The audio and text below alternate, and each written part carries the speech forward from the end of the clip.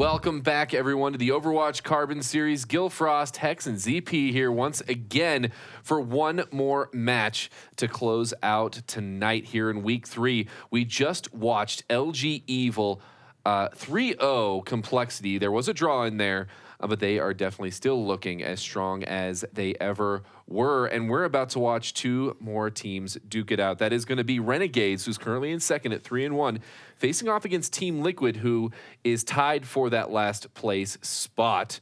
So taking a look at these two teams, Detroit Renegades and Team Liquid, what are we expecting coming in here? High level. So personally, going into this, I feel like Team Liquid might be in the position to play spoiler on a great many of teams. Now, you take a look at the Detroit Renegades, I would say that in terms of consistency, they're like a higher level LG in terms of the idea that they have times where they look very good, and then they have times where they suddenly look very bad. I'd probably say the biggest warning sign for Detroit Renegades was that you look at the Overwatch Monthly Melee, where they go out relatively early in day number 2. They showed a bit of weakness. And I think the thing that is very clear here is that there's more of a blueprint that's been laid out for how to deal with them. It was probably set out by Rogue, where Mangachu just ran into a brick wall in AKM and Unco. And now I think teams are actually dealing with Mangachu a lot better than they were before. On the other side, Team Liquid has given us all hope, is in classic Liquid style. They will, yes. They finally won a set yesterday, but what was looking like they were just dead in the water, now if they win this, they're 2-4. There's a couple other teams that are 2-3 and floundering a little bit. They could climb right back into this. Now the question is, do they have the hit scan to be able to deal with Mangachu? That's always the way you're going to be able to shut down Renegades, but they looked much better yesterday. Yeah, and honestly, if Team Liquid is able to pick up a victory here, the bottom 5 teams, is it bad that I'm seeing the bottom 5 teams out of 6? No, it's correct. But they're all very close. Yeah. I mean, it really is still very fluid there. On the other hand, then you've got LG Evil at the top, just kind of, watching it all as it unfolds. But let's take a look at Team Liquid's roster first of all here coming in, because there's one key change that they made because this is actually a rematch. From Renegades took it 3-0 in their first matchup, but they were facing off against a very different Team Liquid roster. Shatter 2K, the main difference. So what has he brought to the table for Team Liquid? Genji? Genji. Go ahead. Team Liquid has a Genji, which was going to be our spots. But yes, they actually have very reliable projectile DPS in the Genji slot, which they have never had. Interestingly enough, that's also something that Complexity had in the last matchup. So all of a sudden, NA teams finding their groove with Genjis across the board, perhaps. Yeah, and I think that is a theme that we've noticed. And we've noticed that, Tracer is important. Genji maybe even has been the most important, and Pharah. These have been the 3 heroes that have kind of defined the DPS meta. And to have all 3 threats is very important, and Liquid finally does have that to some extent. The player to watch, though, coming into this matchup for Team Liquid is going to be AZK. He's been, I would say, similar to Nicholas and Torque, someone who has had mixed performances in the long term, but he has really been turning it on here, specifically on Tracer. But walk us through AZK. Why are we going to be watching him this matchup there, Hex? His Tracer can be very, very good and has been strong in a lot of cases. What I think we need to see out of him and expect, we saw a little bit a couple times, is his McCree, because McCree is the most reliable way to shut down the Pharah, which Renegades is going to run. They run it more often than any other team, so AZK has to show us a little bit of AKM.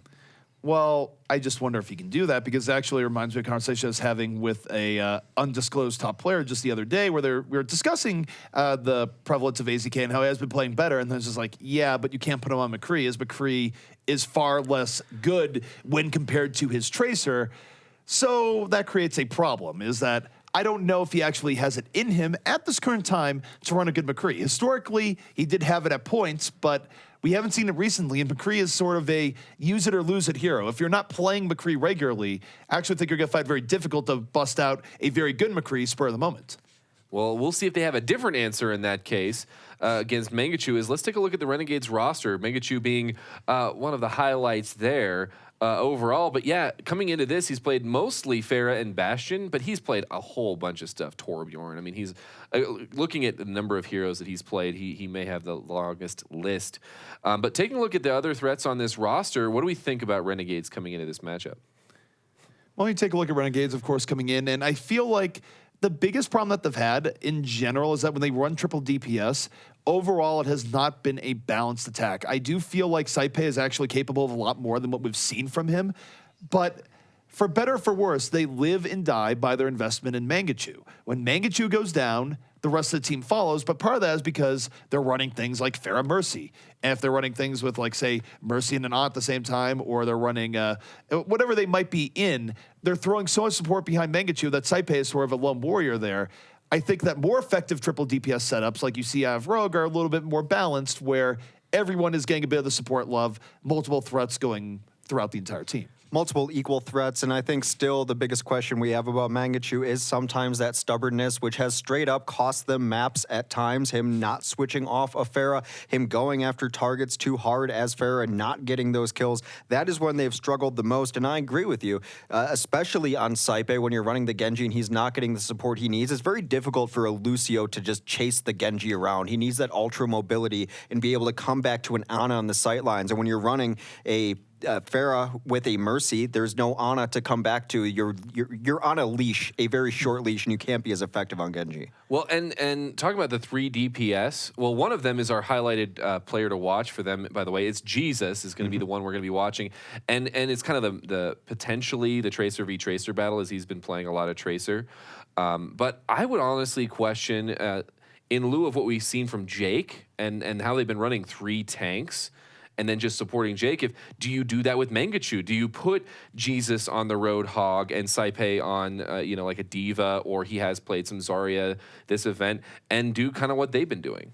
To the Roadhog, yes. I've seen Jesus play a pretty good Roadhog before, although I don't think it's his favorite hero to play. And I think a lot of this comes into Renegades when they struggle, is they're trying to put people onto heroes that aren't necessarily what they're best at. I don't think you should ever really put Saipe onto Diva either, but I don't know. J3sis can play a pretty good Roadhog when he's forced to, but I think he prefers to play the DPS.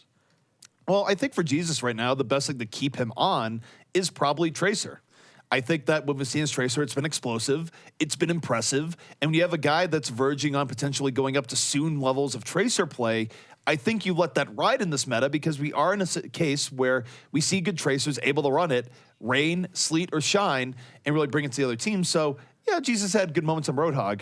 I would probably prefer to see him on Tracer based on recent performance. You can also run a McCree if needed. He actually has run McCree. Maybe that's an answer. The thing is you're going up against maybe ID's Pharah. Mm-hmm. It hasn't been as effective, been a little bit of a mixed bag. And normally ID's bringing that out as more of a counter Pharah. And that maybe is their answer. If they don't have a McCree, well, let's throw ID into the mix and see what he can get done, and maybe distract Mangachu, as we've seen him get a little focused too hard. But we do know our first map. It is going to be King's Row, and once again, this is a rematch, and this actually was the first map we played. And Renegades, their home team this time, they picked it up, and they were the ones that found victory the first time around. And honestly, Saipe, this was his Genji debut, I think, in some regards. Obviously, he's well known as a Genji player, but he played very strong. But anything else we can expect to see on King's Row?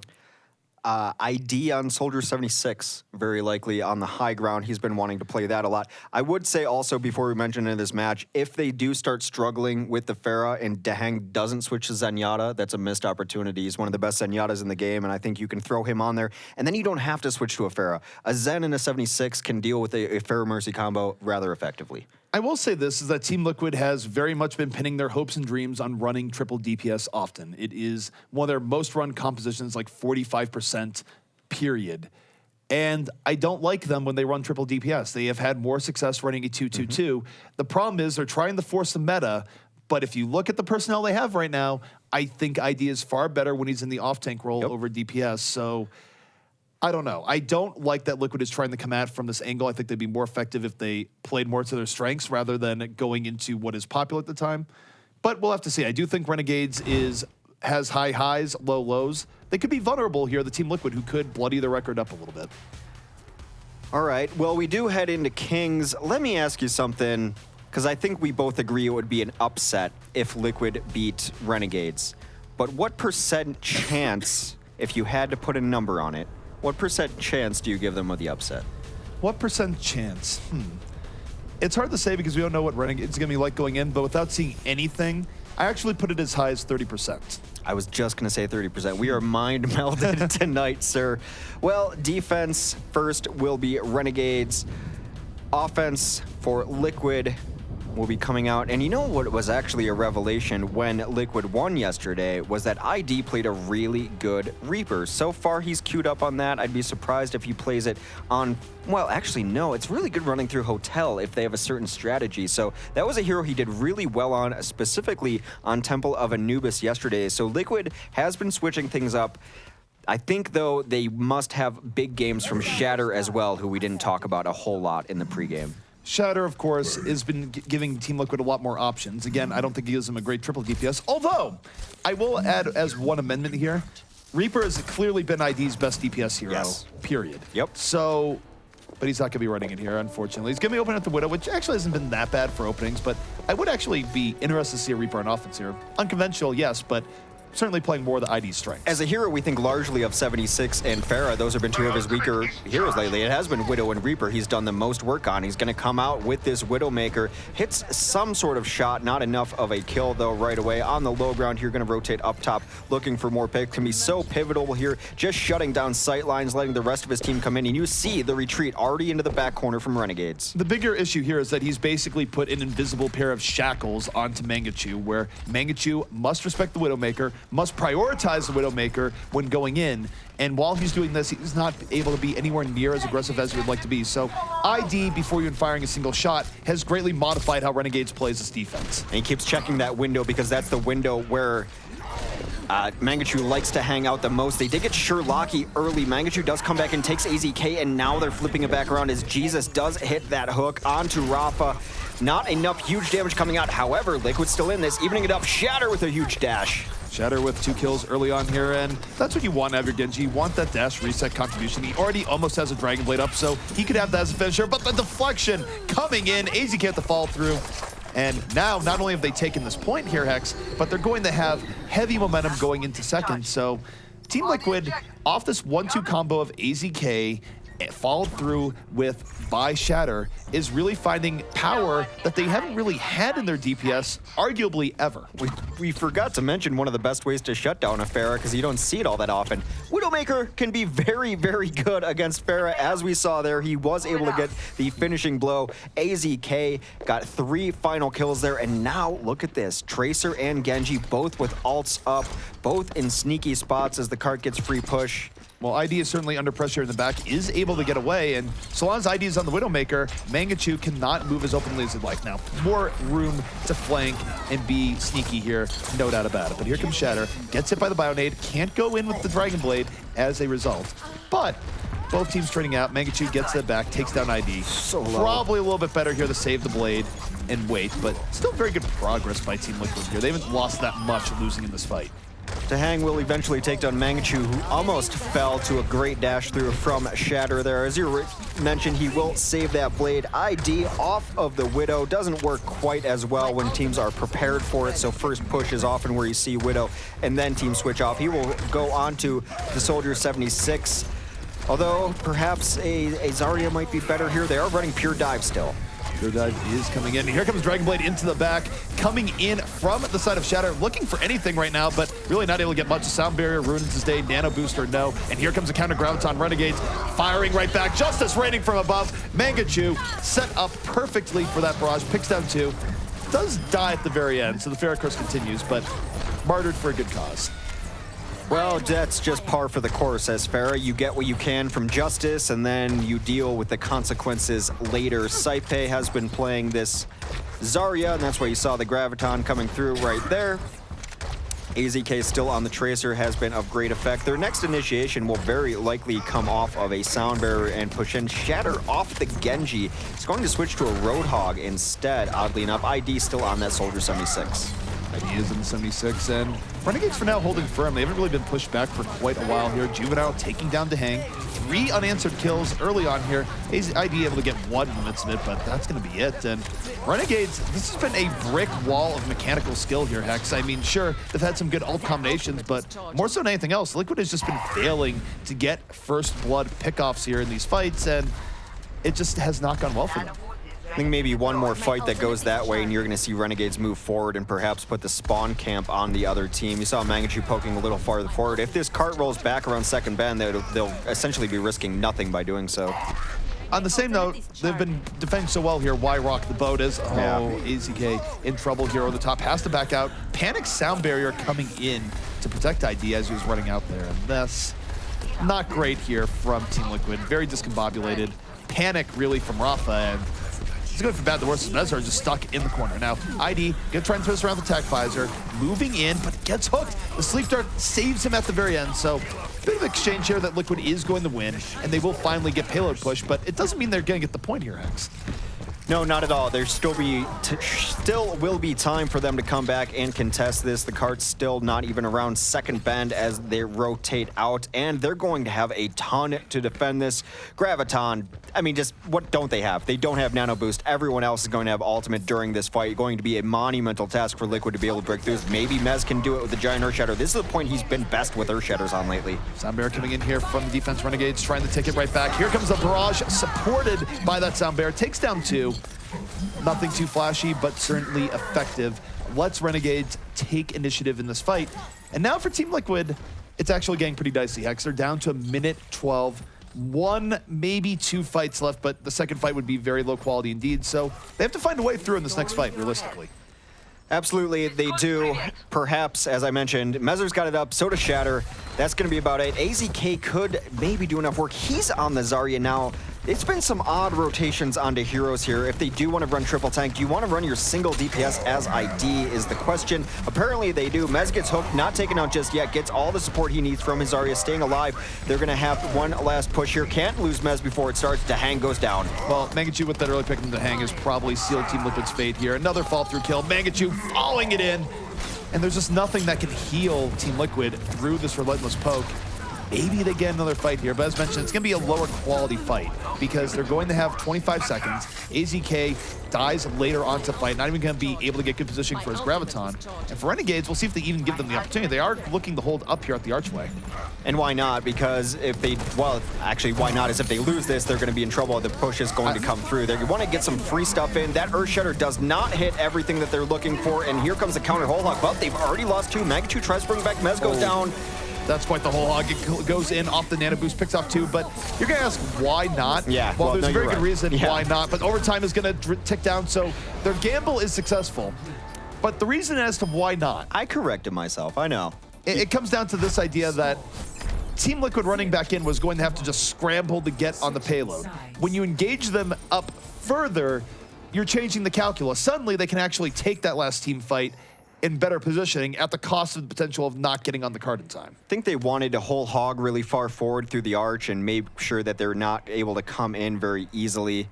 Not necessarily the case, didn't hurt them there.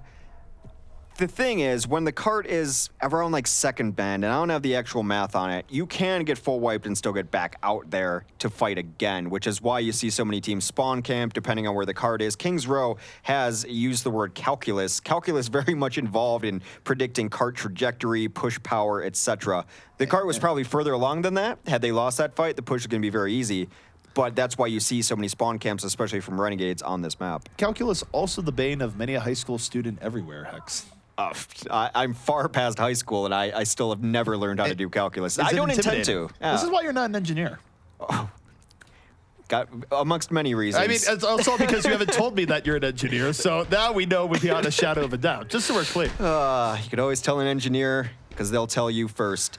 All right, well, Team Liquid unable to complete the map, and they got it pretty close to second. So if this Renegades team can get all the way to second, they will be taking our first map in Kings Row. I just find it very odd, and this is not a specific knock onto ID as a player, but if you're going to run a single DPS, I don't know that he'd be the one I'd pick on Liquid to run it. And maybe the transitions were weird, but they had people on heroes that you generally don't see him on. AZK doesn't generally run Zarya. It was odd. It was odd. To that point, I mean, ID was on the 76, but he had very low success actually dealing with Mangachu, and maybe he wasn't getting supported well, but it was also not a great 76 game from ID. Conversely, I like ID on Zarya. I think he's a good Zarya player. So they're going to run this 2-2-2 that we predicted. Shatter will be on 76, AZK, or Shatter will be on Genji, AZK on the 76.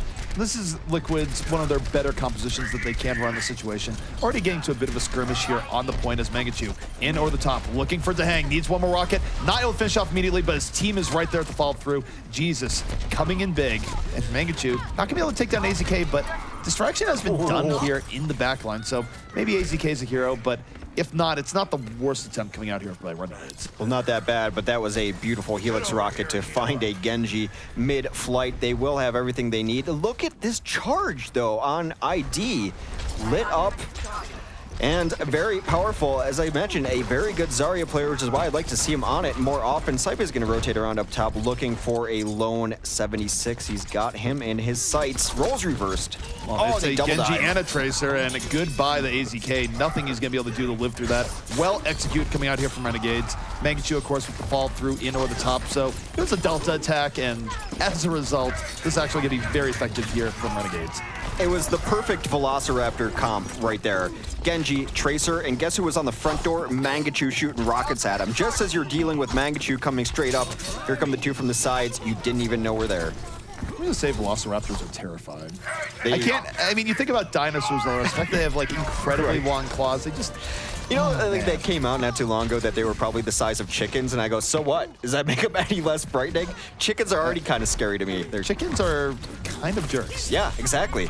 And then you put claws on them. Regardless, Jesus tops in, takes down ID. Mangachu goes down early in this fight. Here comes the Dragon Blade. Here comes the Soundbearer. Well, all ultimates into this fight here from the side of Renegade. Saipe trying to slice and dice, moving in, grabs one early on, gonna deflect, get his way out of the fight. So it's 2 kills here from Renegades. Despite Team Liquid trying to hold very far up, they're getting punished in turn here. Shatter not getting much of anything. And Renegades have a whole lot of time here, X. A little over 4 minutes remaining. And Mangachu's going to be setting up here for the over-the-top barrage, and that's the yellow box of victory. A lot of teams are trying to imitate the aggressive style that a lot of these newer teams have. LG Evil, Renegades, Selfless, all very good at the aggressive defense. So far, we've seen Complexity try it, not do well. Liquid try it, not do well. Immortals has had mixed success on it, too, so is there a definite divide between old and new guard. Barrage takes down Mezzer right away. And that barrage is worth. Now they don't have to worry about the shields, though Mangachu gives his life early on for it, and maybe this trade-in opportunity here for AZK as he does fall through early on the site base. So the DPS part from Renegades actually very much thrown into the backline. Effectively, Jesus as the main power here.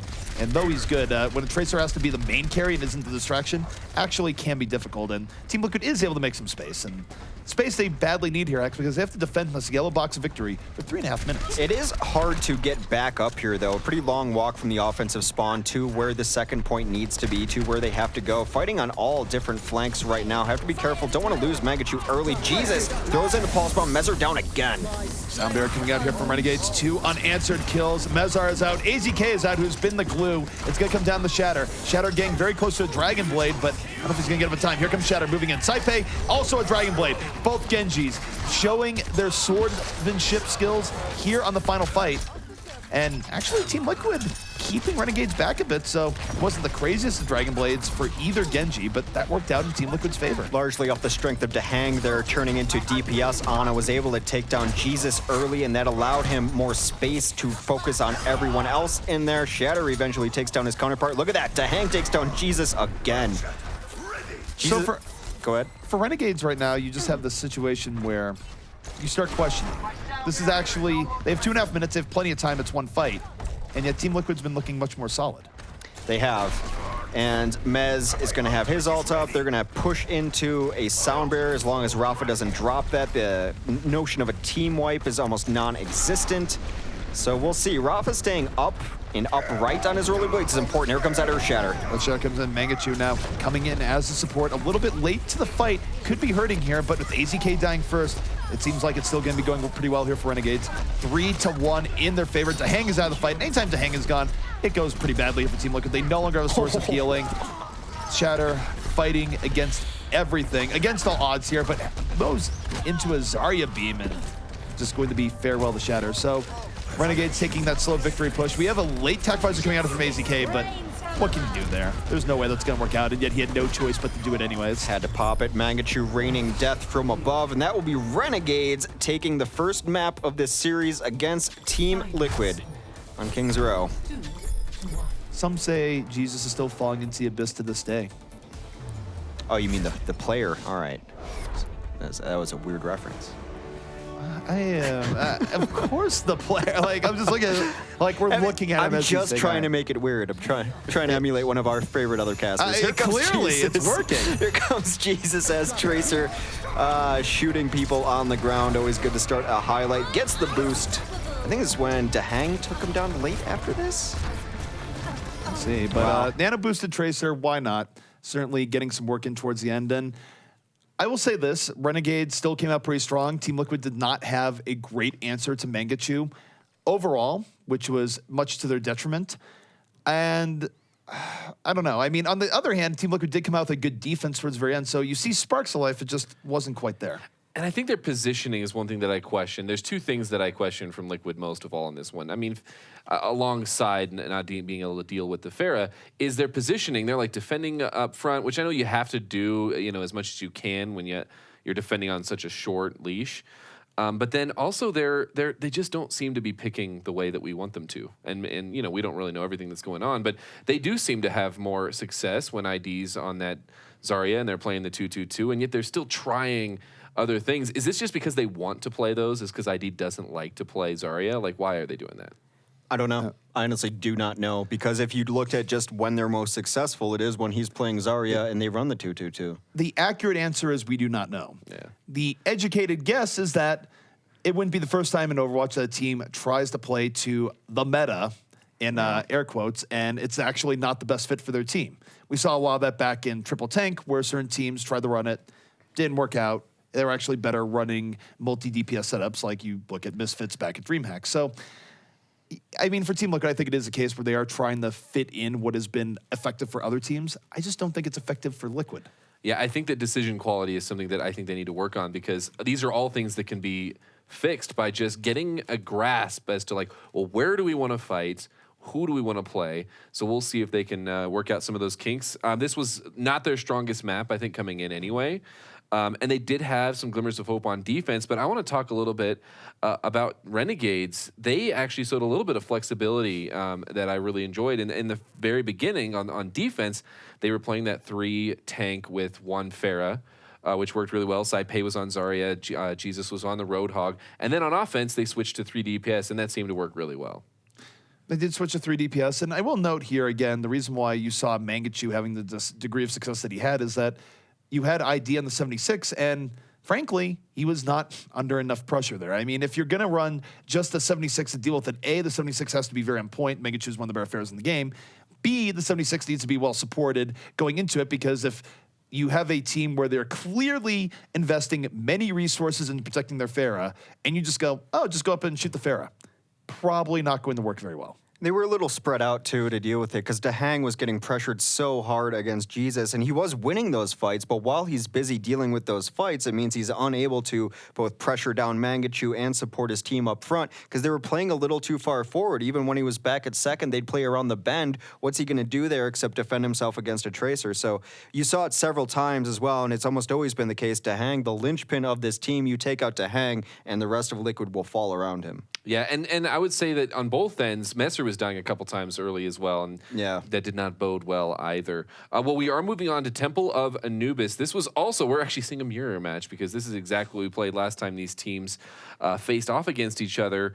And last time, it was Renegades that picked up the victory. Mangachu played Torbjorn on defense on second, and boy, now I'm going to have to remember, I think on first as well.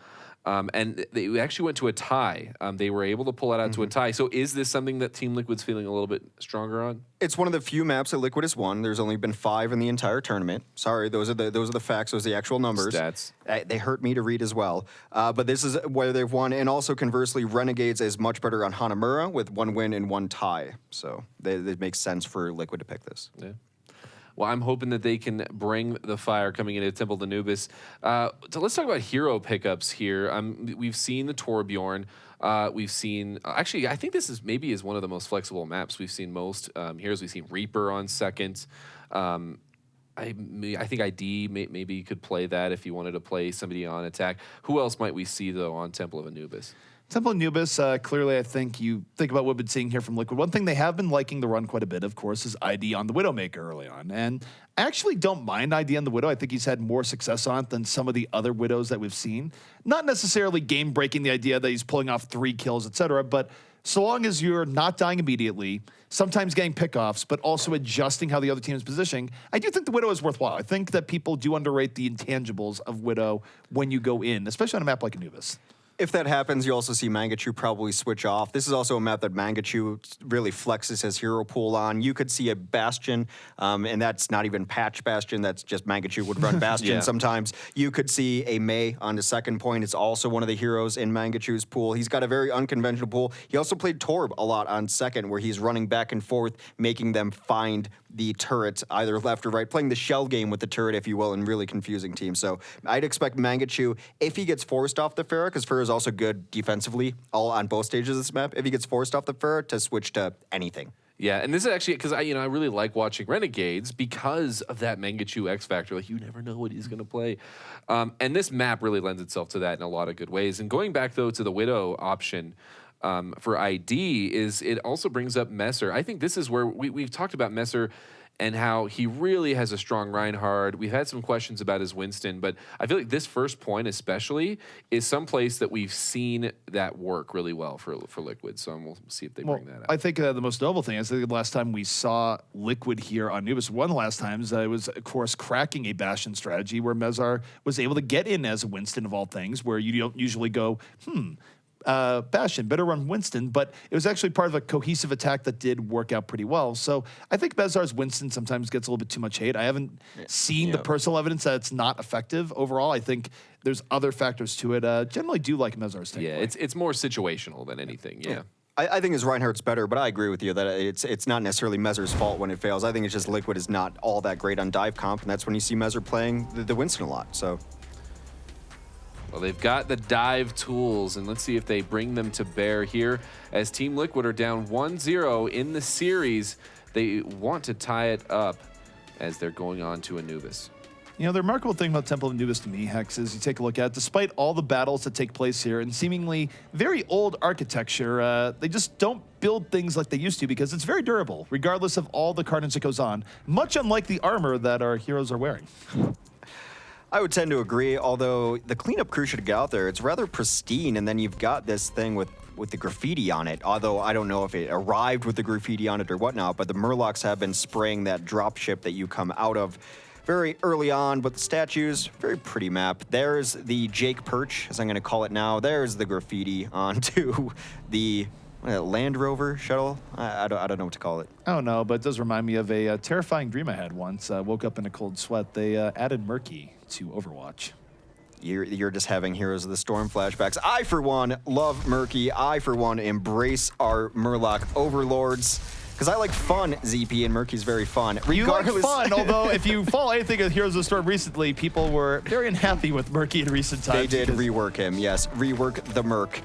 However, this Liquid attack will be running a dive composition ID on that Widowmaker. That is what he's been playing lately on this. Defensively, Renegades going to put Mangachu on the Pharah. Of course, Jesus will be playing a Tracer, and then they've got a couple tanks of their own, unconventional, but I think Juvenile has done some scouting, knows he's going to have to deal with ID at some point. He's looking for him.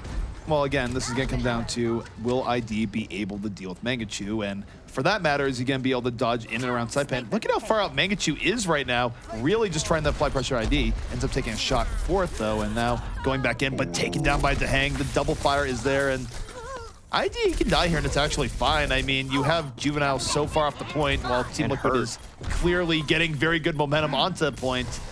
I'm okay with that trade. Juvenile is also pretty hurt, and there's no one really to heal him up, so he's going to die in there as Saipe able to take him down, or actually vice versa. Saipe goes down to Mezar. They're late in the fight, and as soon as Mangachu gets pushed off, here he comes. He's going to be playing Torb on second point. They're also going to run a May. It is just a random note about the Widow here, but I don't think it's as useful for Renegades because you could argue Juvenile is a weaker part of their team. But for teams where you have players like Train on hammers, you can argue that just trading out a player Widow versus that is fine because you're going to draw a tank out to deal with it, and you've basically made it 5v5. Absolutely. We'll see how Mangachu ends up doing here. He's going to be moving that turret left and right, always on the opposite side of the push. So you see it goes down right there. He's just going to set up on the opposite side. You'll see this all day until they find an effective answer for it. And Mangachu, of course, good at varying up the turret position. Might be here on his left this time, could be on his right the next time. Either way, Team Liquid looking for a way to pierce through. Shatter holding onto that Dragon Blade could very well become a Nano Blade, but look at how heavily they're getting poked down right here. Finally, their health pools give out. 2 of members of Team Liquid dying immediately, and Pushes over. it's done. Yep. They had a nice wall early on to separate them off. Then when the wall cracked, they were all peeking through, and that's the perfect spot for Mangachu to just be sending red-hot rivets, able to get a lot of poke in. As you mentioned, the Bio Grenade went down. Saipe is going to be trying to just get some free icicles in, get his Blizzard charge going. No one really to contest him up there for the moment, as Liquid has switched over to a couple tanks. They're running 3 tanks and single DPS, Shatter the lone DPS on Genji.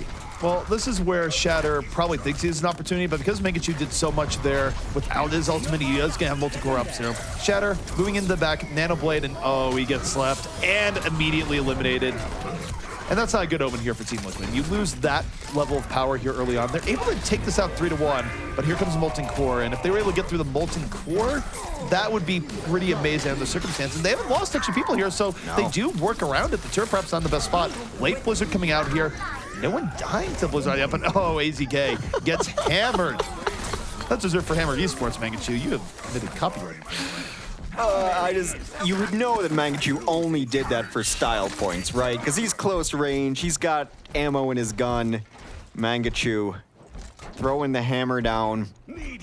They were able to clean up, but largely based on Saipe getting that Blizzard going. A lot of people in rough position there. They had to burn through some ults, but on the other side, Liquid doesn't have a whole lot to work with either. What they do have to work with, and this is always the case of Anubis, 5 minutes to push the point, 4.5. They do have plenty of time, but that was a better opportunity in a sense. At least they had the Nano Blade, but Shatter just got very little done. And now the rest of Renegades, they can sit pretty confidently here. The Sound Barrier does come out, and Jesus, who gets boosted and goes for the whole hog, gets thrown out of the fight by the sleep, and yet still much of this fight going the way of Renegades. Well, still in here, still trying to get some damage done are most of the tanks. Juvenile, with the tank coming back out for the defense, will have Earth Shatter up. He'd prefer not to use it if he doesn't have to. Rafa is going to bail out of this fight. It is time to go, says Liquid. But Saipe has an icicle for him. Take this popsicle home, Lucio, she says, and he goes down late. Well, that's just clearly a case of brain freeze. There's no other way of saying that. I mean, brain freeze in more than one way. But you will Blizzard up for the next fight and Molten Core, and that's about as ugly as it gets for trying to get in on an assault point. Now, this is interesting coming out here where it's AZK that's going to be in the Reaper, not ID, which I guess I'm fine with, though ID has had very good Reaper showings here, so I don't know why you rock the boat in that regards. Either way, though, if they throw Graviton into this, it's probably going to be a huge mistake because they're throwing Graviton in Molten Core and Blizzard. I can't see how that ends well. Well, maybe if they pull them under the bridge is when they've had success. If you pull the Mei under the bridge and negate her ability to Blizzard the point and wall the point, it can work. Earthshatter comes out not necessarily getting the value it's looking for. Well, Juvenile goes down pretty early, did the Earthshatter preemptively, and AZK gets that back, takes down 2. And despite the Blizzard being on the side here, everything falling here for the side of Renegades, it's going to have to Molten Core. It's a very late Molten Core. Mangachu could just outright die here if he's not being careful. We'll stall it for a bit, but it's 6 people on the point. Full 6 on the point. Respawns are going to be coming in slower as a result, and I can't help but feel like Renegades has misplayed this rather terribly, Hex. It has not looked great. The stall-out will come out, thankfully, to a Mei in the corner. AZK has been doing work on this Reaper. It seems like Liquid has found their new favorite hero, especially on this map. Reaper has done great for them, regardless of who is playing it.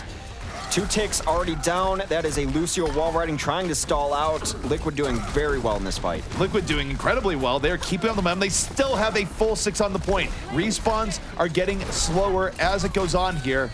And now that very well could be it. Sherlocky going to fall. Last few build of the stall coming in. Mezar going to drop the hammer and perhaps drop the hopes of Renegades of finishing out this defense here. Respawn still coming in, but this has been so decisive on the offense. Still holding 6 on this point for what has felt like here for almost a minute and a half now.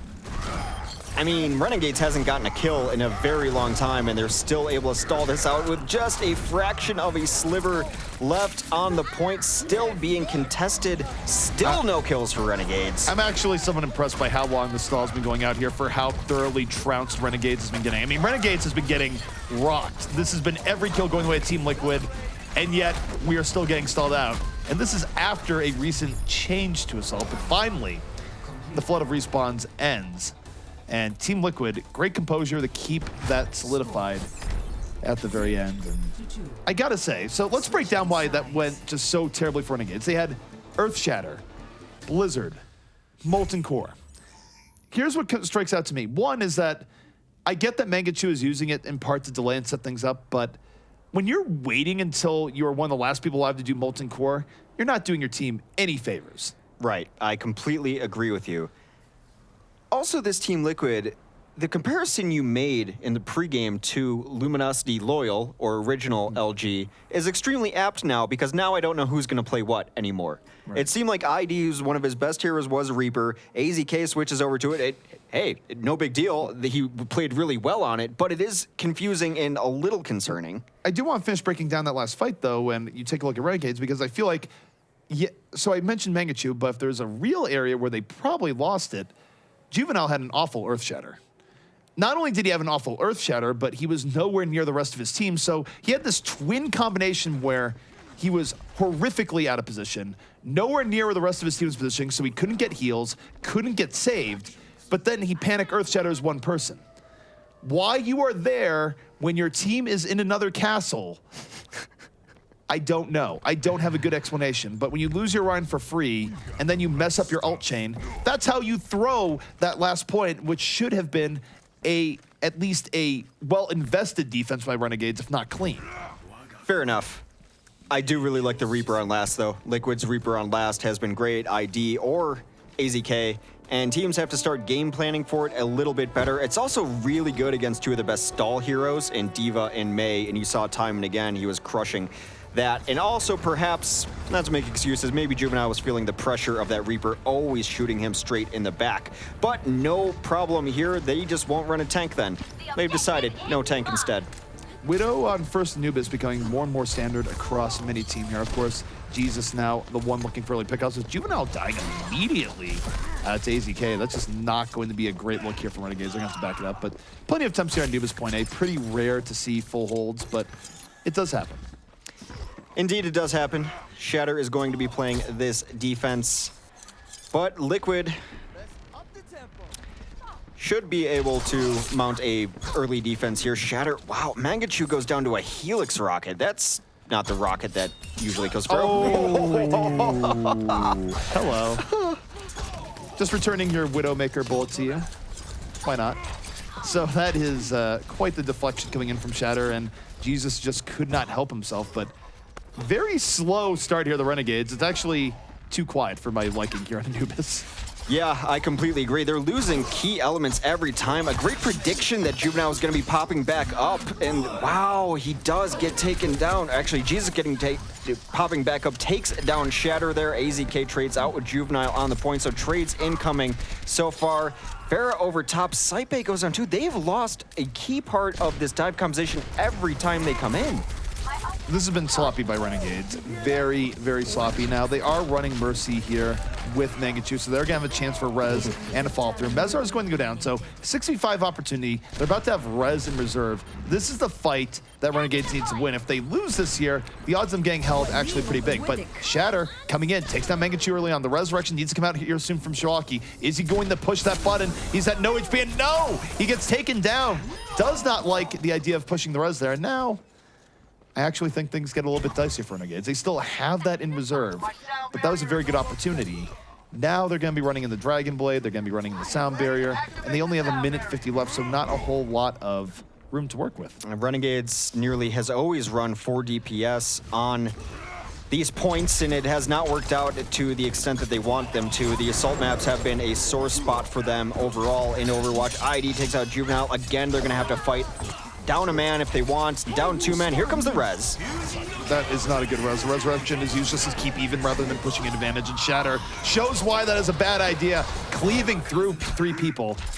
All that res did was make Liquid even hungrier. So Liquid now a minute 15 away from the full hold here on Anubis, and medley of errors here coming out from Renegades. It's been sloppy across the board. They haven't gotten much value out of any of their DPS. Juvenile is going to switch to Winston as he switched last life to come over, try to give them some cover. He hadn't gotten much done on the Widow, not at the right times anyway, some late kills. This flank could be nice. They have a barrage up. Liquid trying to readjust, but Jira goes down in the background. Well, Liquid has been very aggressive to the back, but here comes Mangachu. Barrage raining for the top, finally hits Pater. 2 people going the fall, and Renegades perhaps finally in on this point. Gonna be a triple here for Mangachu before it's all said and done. Saipe even styling a bit with the reflection, so it took many an attempt, and it was likely the last attempt.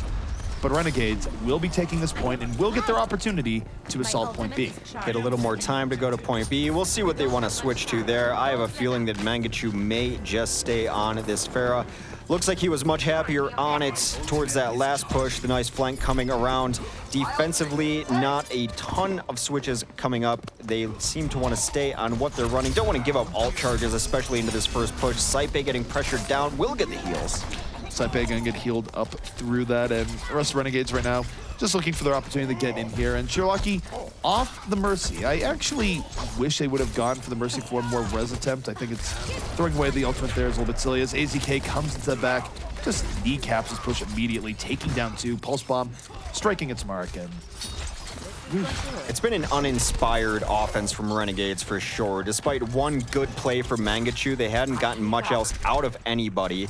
That one good play enough to take a first point on Assault, but if they keep up this trend, it's going to be very difficult to take a last point. Well, the upside here for Renegades is that they do like stockpiling the war chest, and now here they come in. Sound barrier in Dragonblade. Saipe out for blood, looking to taste it, gets onto the hang. Does not get onto the health pack. Counter Dragonblade though coming out here from Shatter. He's nano boosted.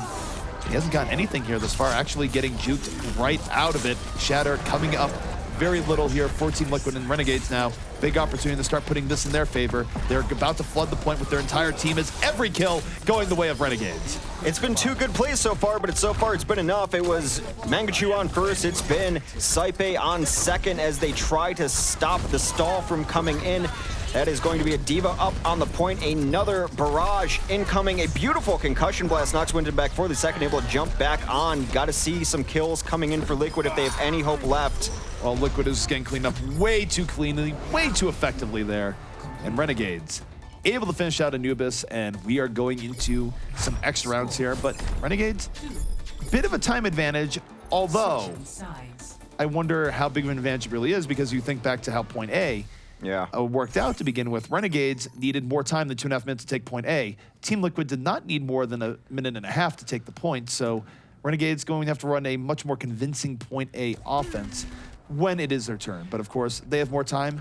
We're going to get to see the Team Liquid offense in action once more. What that does show, the last point, is that Renegade's stall was simply superior. You saw all the kills go in one direction for 1.5 minutes when Liquid was trying to clean up, and you saw all the kills go in one direction for 15 seconds when Renegades was cleaning up. So the mode has been changed to obvious effect, but the defense can still impact that with good stall and good stall heroes. So, as you mentioned, about a minute advantage going forward for the Renegades. And we'll see what teams want to run now. It appears...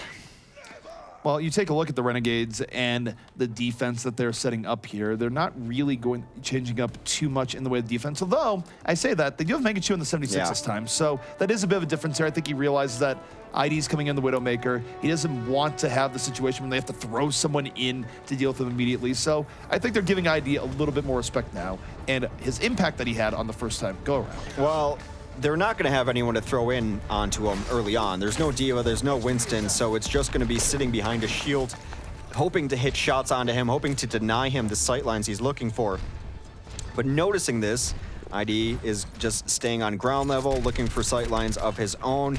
And now I think they have an idea of where Mangachu is set up. That is a typical spot. He's going to have to back out. Gets pressured, but not enough pressure. Shatter gets hooked in by Jesus. Shatter getting the one-way ticket back to the spawn room, courtesy of Hook Airlines there. And that is unfortunate because that just really hurts the rest of Team Liquid here. The ID suddenly under way more pressure. There's no Genji to really steal attention from him. So he's going to sit here and look for shots, but this is a different approach from Renegades. They're not going to throw anyone after ID. They're going to say, well, ID, let's see if you can beat us. And ID, as a result, going to go a little bit deeper in. Hook Airlines, one-way tickets to Never Never Land. ID does take down Mangachu. AZK follows it up with Jur's kill right there.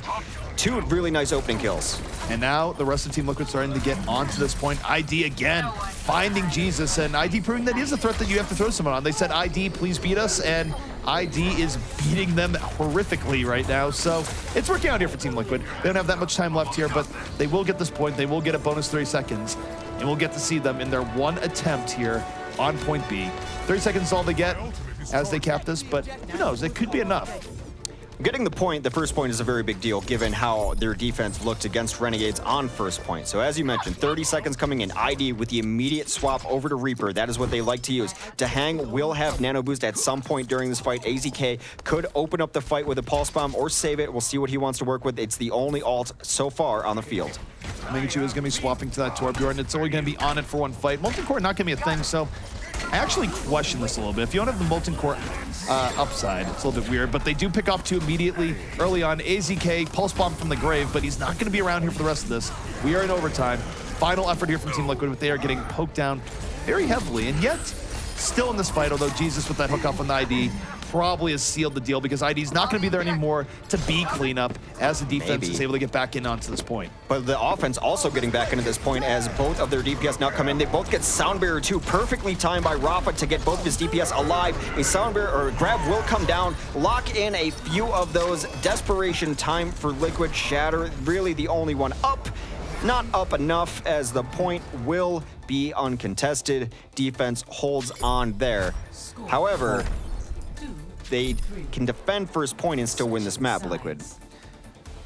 They can still defend if they, or they still could win if they get the first point, yes. But you look at the stats for the amount of time that's left and what we generally see in situations like this, we are now very much into draw territory where if you were looking at this from a purely stats point of view, the most likely outcome is going to be a draw unless either Team Liquid has an enormous defense or Renegades has a blazingly fast offense. And actually, of the two, you're more likely to see a Team Liquid defense based on what we just saw a moment ago. Exactly.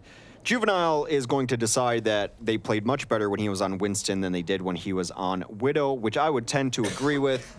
Very good at getting people off those cliffs. ID will very likely be set up onto that top perch as Soldier 76. So triple DPS on the defense, Mezzer on the tank there.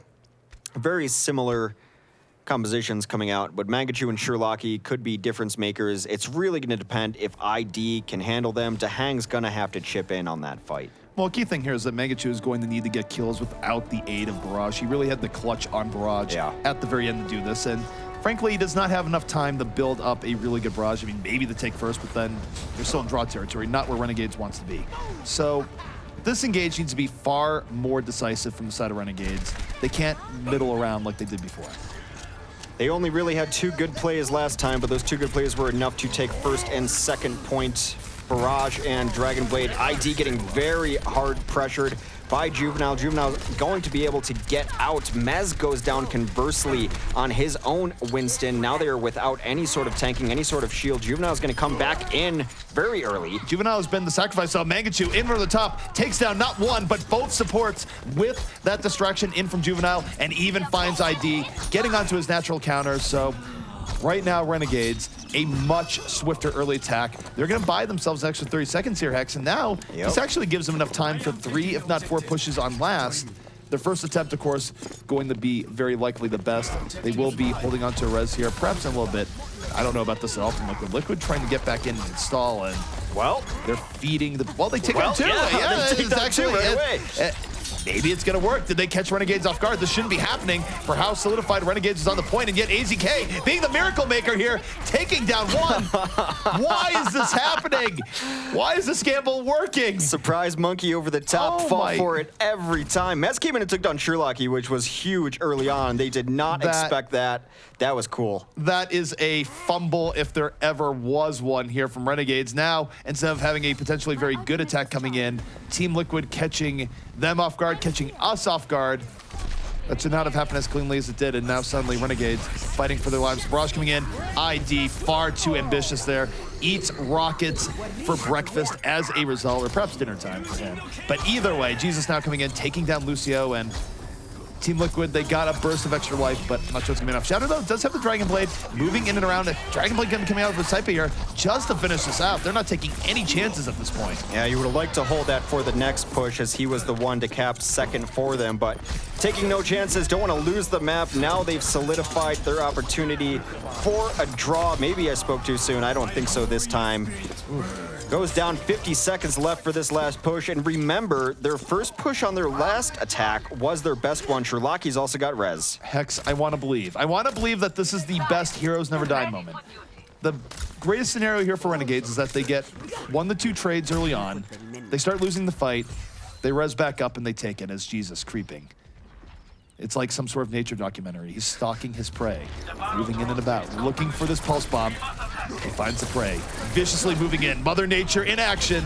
Does not land a pulse bomb, but they have taken down ID immediately. They still have res in reserve. The pulse bomb going to come out. Mangachu still in this fight, so Sound Barrier up. They need a little bit more, and they might be getting it here. Hexus is still looking very good for Renegades. They finally get onto the hang. Lucio under heavy assault here. 2 people are going to fall, but Sherlocky falls. There will be no resurrection, and the dream might be dead. Could be a draw here in Anubis here.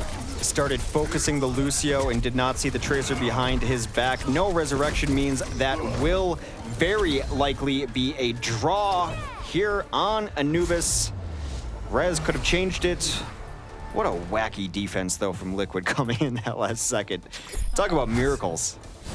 Usually that is a terrible disaster because they came in staggered, and yet they got an early pickoff in part because of Mezar's leap in, and very nearly stole this one away. But instead, it is merely going to be a draw in where we will play a die breaker for this later on in the series, should it be required. Well, Mangachu on Pharah, no surprise to anyone. We'll see what this play ends up being. Just peppering damage over the top. Takes down to Hang. That takes down Rafa. You're right. Couple supports, always good kills. And then ID, too ambitious. And there were multiple times where they were just not dealing with the Pharah. So that's a theme that we have seen come through. But the first thing I have in very big letters in my notes is, what did I just see? And I think you answered that fairly well. And you were asking that in the moment as well. And then, you know, after the dust had settled. But what did we see there? How were they able to pull back that is close to a miracle defense? I mean, the problem is whenever you have miracle defenses, sure, you have a great play coming in from Mezar, but it always requires the other team to not be actually looking for this re-engagement. It clearly caught Renegades off guard, and it would have been a disastrous throw if that had worked there for Team Liquid, because the reality is that Team Liquid was staggered coming back in, and it should not have done anywhere near as much as it did. But Renegades, they thought they already won the fight. Their guard was down, and they got punched for it. Staggered in the correct order, though. Jump in, get the initiation, and then AZK cleaned up. AZK had a really nice Tracer life there, guy. I think 3 kills. So the monkey threw in the chaos, and Tracer thrives in chaos. Yeah, no, and he played.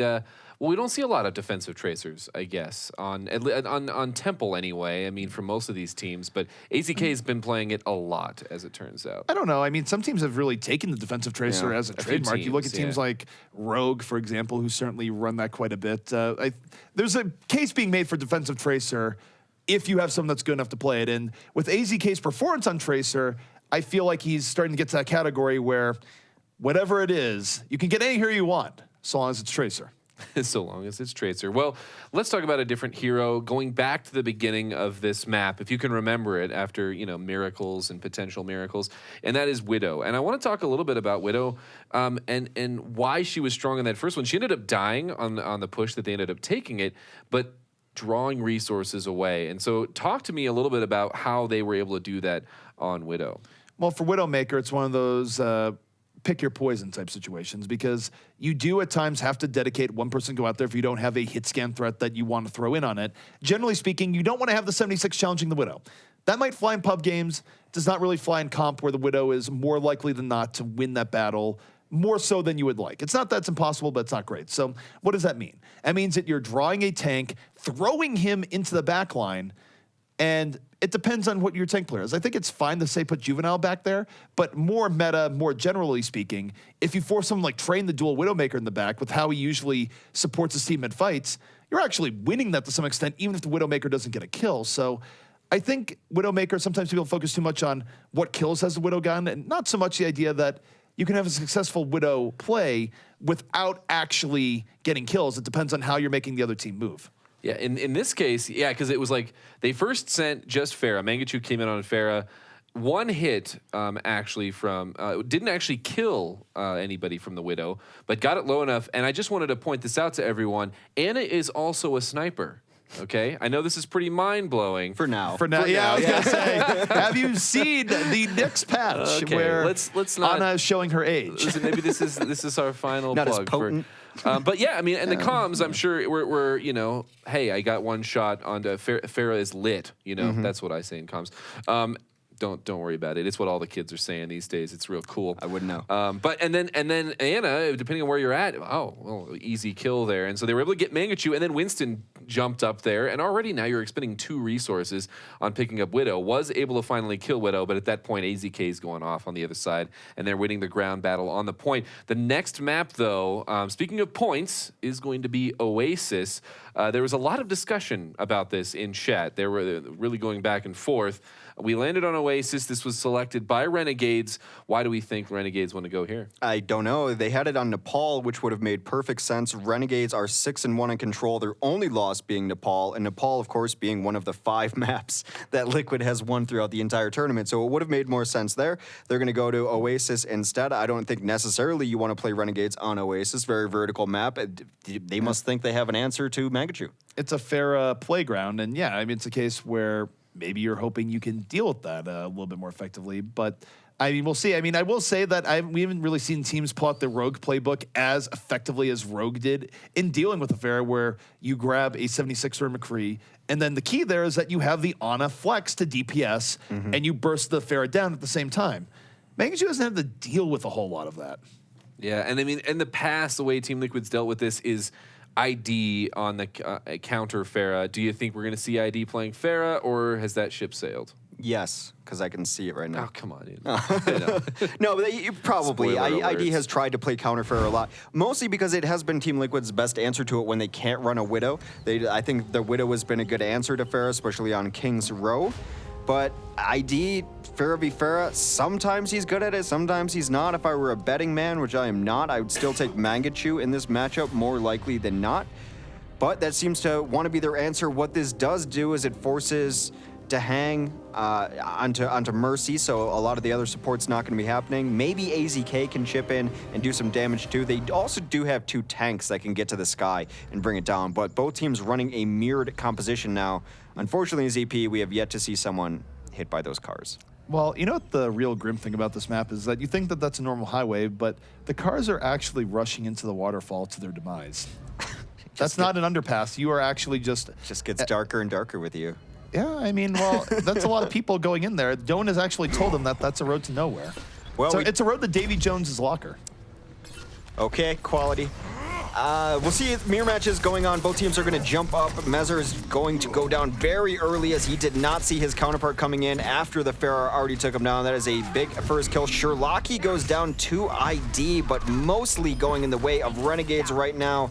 In fact, it is 5-1. Oh my God, Mangachu hits a beautiful midair shot onto Dahang. Well, this is certainly the game plan that Renegades hopes they will be able to stay on for the rest of this, and unfortunately, I don't think Mangachu is going to be under that much pressure. I mean, objectively, you take a look at ID versus Mangachu and where we rate their levels of Pharah's skill, you got to think Mangachu is going to come out on top more often than not based on what we have seen in recent history. They are going to give ID a little bit of help, though, as Shatter did switch over to the 76, but that help is short-lived as Shatter taken down. ID has taken out Sherlocky twice, and now there goes Mangachu. They're going to have to focus him with their tanks. Mezar jumping up, taking him out is a good start.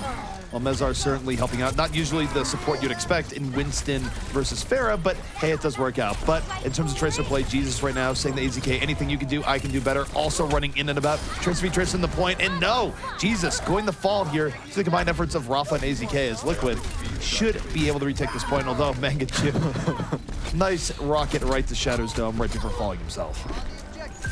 Well, that's Liquid taking him back, but not after Renegades had already gotten 50% nearly of control of the point. And this is where Farah's really shine, over the top, spamming damage through these corridors, getting free damage and keeping an eye on all the entry points. And then wherever they are needed, they will simply throw down damage. Very difficult to deal with these Farahs, which is why you see also oftentimes on this stage in particular, Farah v Farah being prevalent. Well, Justice raining from ID right now, right over the top, taking down Juvenile. 2 kills here from Team Liquid, making it a third. IDD. Not IDD, ID. Let's not start that meme again here. Old habits die hard, but ID able to get that in. It's why he changed his nick again, so that it didn't have 2 eyes in it. He's been trying to figure out how to get a 2-character BattleNet tag since day 1. It's always been a struggle for him. He even once changed his name to his last name for like 2 days. That didn't work out too well. It was truly an awful idea. Oh, that was a great reference. That was what he changed his nick to, by the way, for those who didn't get it. ID, though, is still playing very well control. Still in Liquid's control. And now a jump pad from Jesus goes over the top, trying to get something done. But meanwhile, on the ground, Saipe got a self-destruct kill under Rafa. Well, Saipe starting this out on a better note here for Renegades. Jesus coming back in. A little bit quieter here for Mangachu as to hang. Second life coming in here to Team Liquid, but ID not part of that, so he's already out of this fight. Justice right from Mangachu, but he falls immediately. Sherlocky gonna res up the fallen as well, so Renegades back up in full. Shatter off the flank. Tac Visor looking for anything. Not finding anything right away, but does find Jesus towards the very end. Jesus not able to break line of sight quick enough, and damage might have been done here from Shatter to delay this out. Perhaps. They do flip it back over, does Renegades. Now Mangachu got a kill. He's going to bail out and try to get back with his supports, knowing that they have control of the point. No need to necessarily fight out there. ID, or Liquid rather, is going to try to get back in here. Liquid has ID and to hang on this combination. They've won the air wars so far for the most part. Air War is continuing. Mezar getting on that. God. ID just bodying Sherlocky here. Not satisfied yet. His thirst for blood still out there.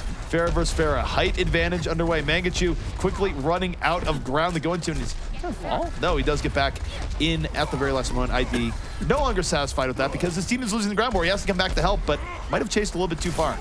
I feel like Oasis could just be captioned meanwhile for all the times we have to say it on this map, because the air war is going on and then the kill feed shows us that the ground war has flipped to the other direction. So that is Renegades very close to closing out this map, but very likely whoever wins this next fight will win the stage. Mangachu being supported by Sherlocky once more and finds AZK early on. That's huge for winning the ground war. Now going in even deeper on the Shatter, takes him out of the fight. 6v4 here, Farah v Farah.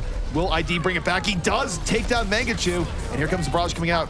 Does not quite work out for him though. Does fall in the very end as Renegades looking to choke out Team Liquid here. First map on Oasis. A lot closer than people may have expected early on as Jesus taking one to the gut, and even just the pain continues. That's not a chrono accelerator. Yeah, just had to sacrifice himself there for the good of us all.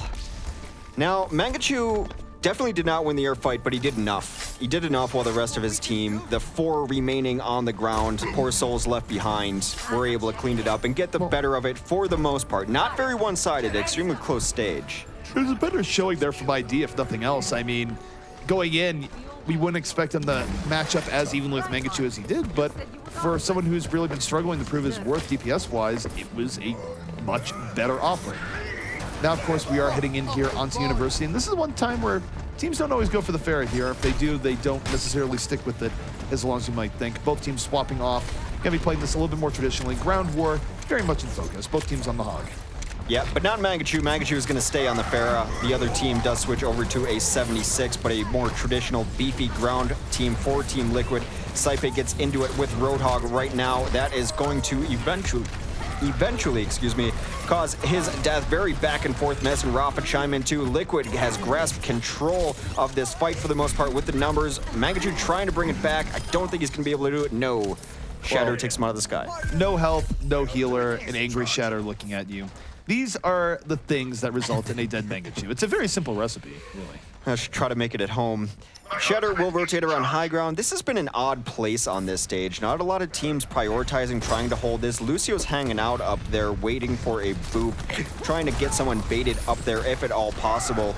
But it does seem like they just want to rotate dead center right now and take this face to face. Well, the next fight is underway. Early hook coming out here from the side of Team Liquid.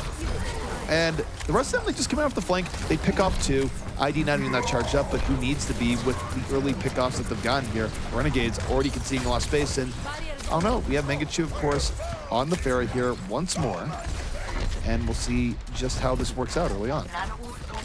Mangachu is going to try to find a barrage. This would be cute. Right up through the library, get some intel, tell people where you are, and pop right up. Haven't seen this yet. He's creeping right now, and this is kind of reminiscent of the King's Row go through the hole, come back up type of situation as Mangachu coming in from the top. The barrage immediately coming in, and he takes down ID immediately. The sleep dart not in time, and the damage has been done. Renegades now can use the whole log to really secure this out. Jesus being the finisher, and this should be Renegade's first capture here on the University. A beautiful counter dart, though, to take out the Roadhog who had hooked him, kept his life alive that much longer. Jesus in here looking for the cleanup, finally trying to take down Lucio. And after 75+% has been put on the board by Team Liquid, Renegades will finally flip it back, thanks in no small part to a really creative play from Mangachu. Creative is certainly a way to describe it. And now for Renegades, they're still under a lot of pressure here. If they lose this fight, they have a margin of one extra team fight they can lose. So magic team number here for Team Liquid, certainly two. Sunbear, though, going to be coming in from Renegades. Both teams dropping the beat. Neither team going super far in, but here comes the whole hog in from Team Liquid, but it's met by a Graviton from Renegades. Renegades looking to counter push back in, and some Bionade that stops them from healing. So Sherlocky right there at the Graviton fall through, and it's going to be sending Team Liquid running for the hills. Sherlocky has played really well. He has been a huge part of why they've won the last couple of fights. The sleep dart onto Roadhog to save Mangachu. That bio grenade, when it looked like all was lost in that Graviton, there'd been no follow-up up to that point. The late bio grenade starts off the damage and then allows the team to chase down and get the kills. Team Liquid now looking for their opportunity back into this again. They only need 2 fights. They have a great level of full power here. It'd be a disaster if they didn't win. Here comes Nano Boost on the Mezar. He is bionated, so he can't heal, and no, he falls down immediately. Sherlock, he seals his doom as Mangachu in over the top. The barrage connects, and Team Liquid, they invested some ultimates there, Hex, but they got very little in return. They got nothing. Mangachu with a late barrage, maybe not the most ideal barrage. Do you think Mangachu's afraid of heights? Because for the most part, like 6 feet off the ground barrages. I gotta say that if you're strapping a jetpack onto your back and you are afraid of heights, I believe that somewhere along the line you have made a bad life decision. He's just brave. But the next fight here underway. Earthshock coming in from Mezar early on. Does not result in any kills. And in fact, it's Sherlocky punishing AZK in a way that Ana can do, at least for this patch. So 65 in favor of Renegades. Team Liquid now 10% left to try and contest this. And the flanking Earth Shatter is big. Suddenly, Renegades catch them off guard. Juvenile connects. And this may be over before Team Liquid can even contest once more.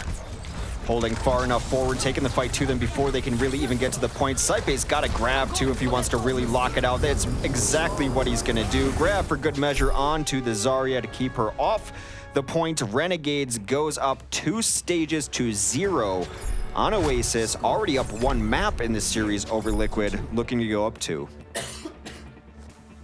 And as far as it goes here, Team Liquid, they did fight some of these stages very close. First stage, of course, probably the best example, and yet they have not been able to close the deal, and that's been a chronic Liquid problem, just overarching for months and months, where they put on good shows, but they find it difficult to rack up wins, and they did catch LG Loyal, of course, off guard yesterday, but Renegade's looking like a much tougher challenger here thus far. Absolutely. We do have ID back on the Pharah, maybe expecting a Pharah v Pharah battle. However, Mangachu has switched off it. They are running triple DPS sans Pharah instead. So ID should have his Rain of the Skies, already taking a lot of damage though. Has to be careful. Goes down right away to Mangachu 76. That's a lot of pressure on the ID, and I'm actually going to be curious to see if he even stays on the Pharah here, because that was a routing coming out here from the side of Renegades.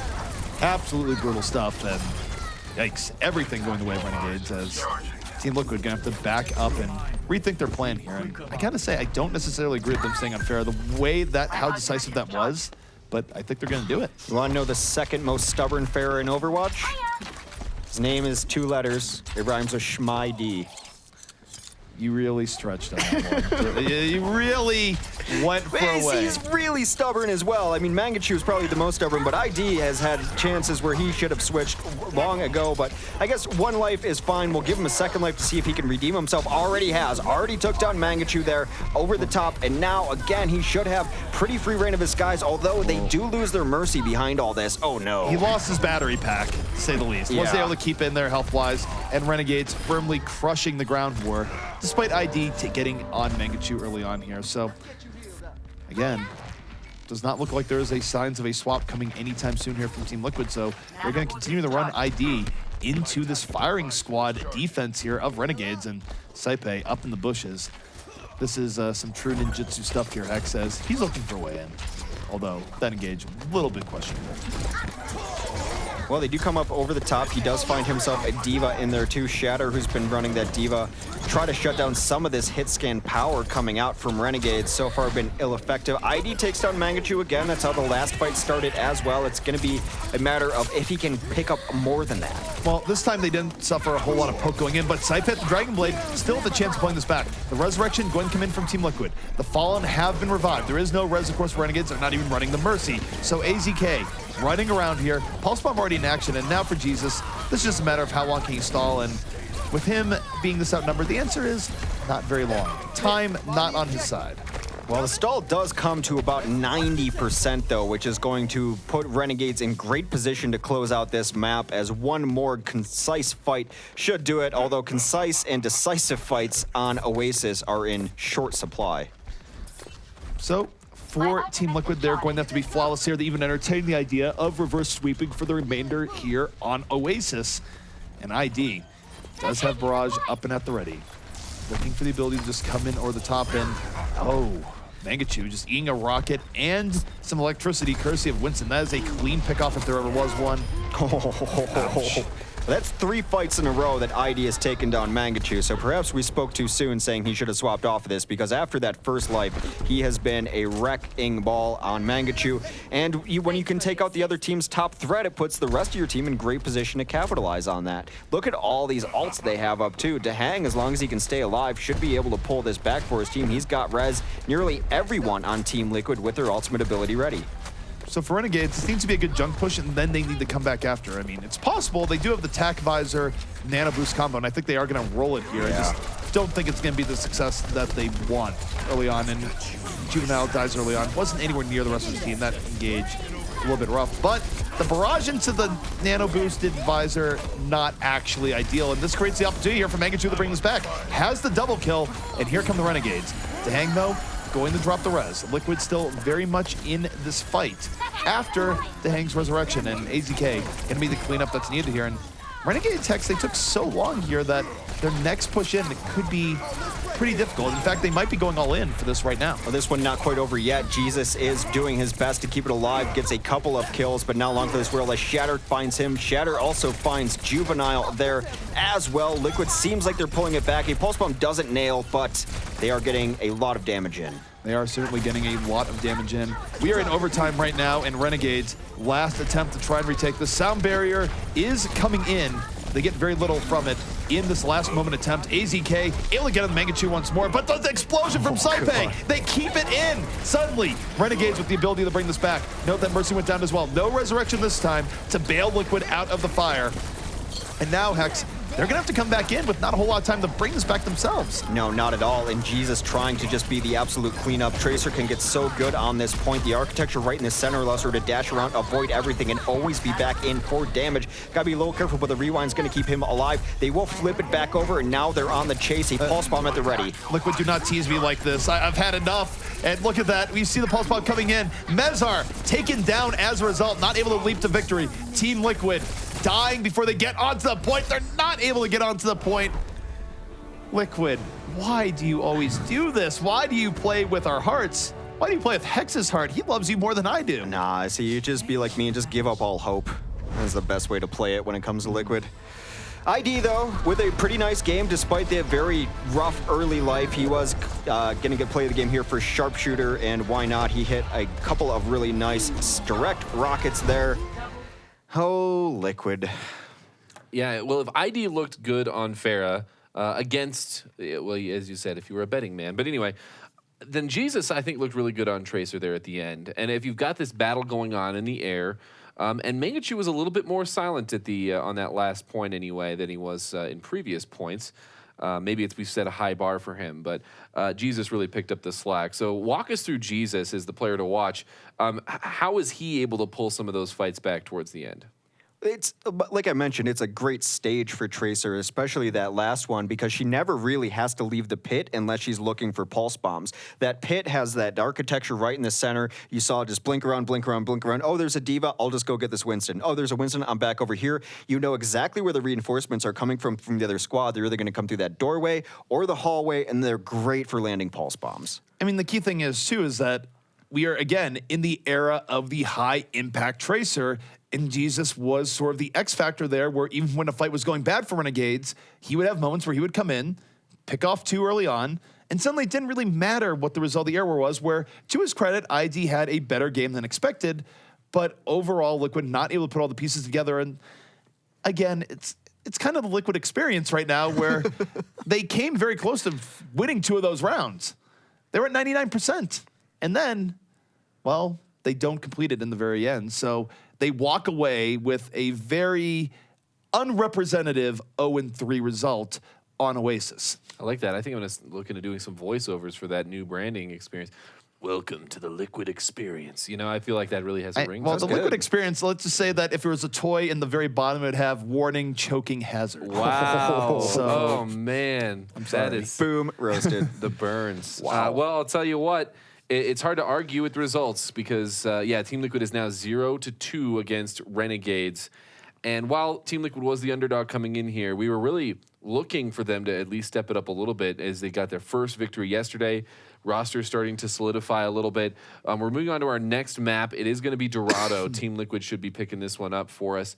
And, yeah, they need to try to do the reverse sweep. And at this point, with a draw coming in here, if it is a reverse sweep, if they're able to win the next two, then we'll be going on to Ilios for the tiebreaker. Dorado was a map they lost yesterday in their series that they won the series overall, but it is also one of the very few maps that Renegades has lost. So picking against the team, perhaps, I still would have liked to see them pick Nepal for control. I don't understand why. It's a map that they've won, and it's the only map that anyone's beat Renegades on control. Right, and I mean, even though you can make the argument there's things Renegades do on that map that other teams don't, like they do, well, at points of Run Bastion, though, it's really weird how quickly that went away, where Renegades, the first match day of this patch, Bastion all the time.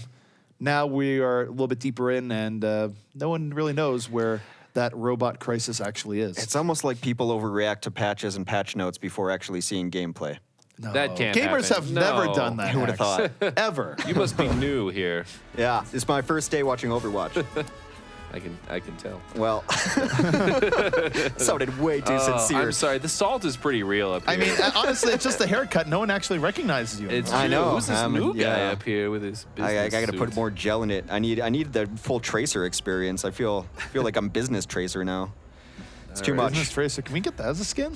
We always have great skin ideas, yet to have any implemented though, so perhaps they aren't great skin ideas. I would say that it is clearly that they're not being implemented, so we are vastly overestimating our own abilities at creative content. Also, half of our skin ideas have been like business suits. Perhaps we just like suits too much, because we wanted a Bastion one. I look down and we are wearing suit and ties. Well, half suit and ties. You never really know what's underneath the desk. A Tracer pantsuit, though, would be great. I would buy that instantly.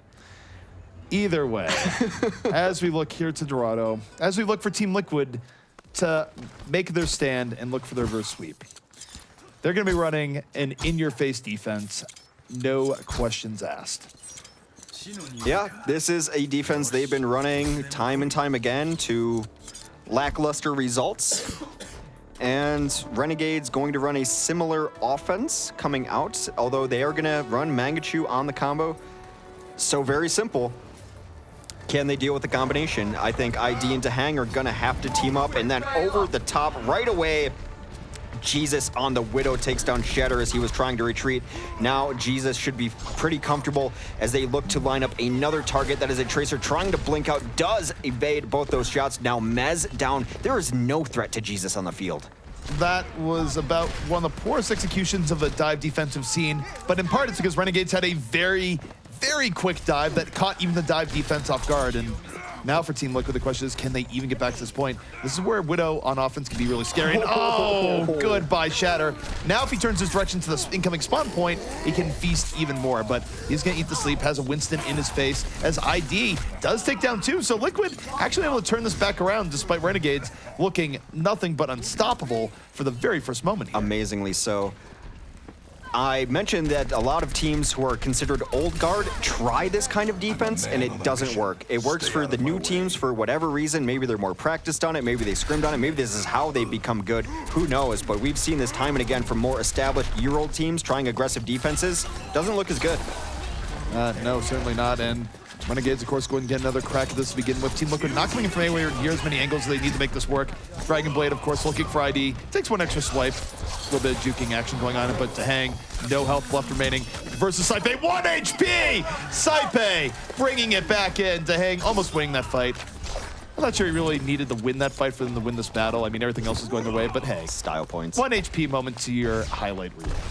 Well, Sherlocky did keep him alive through that too, while Deflect was up, so that's helpful.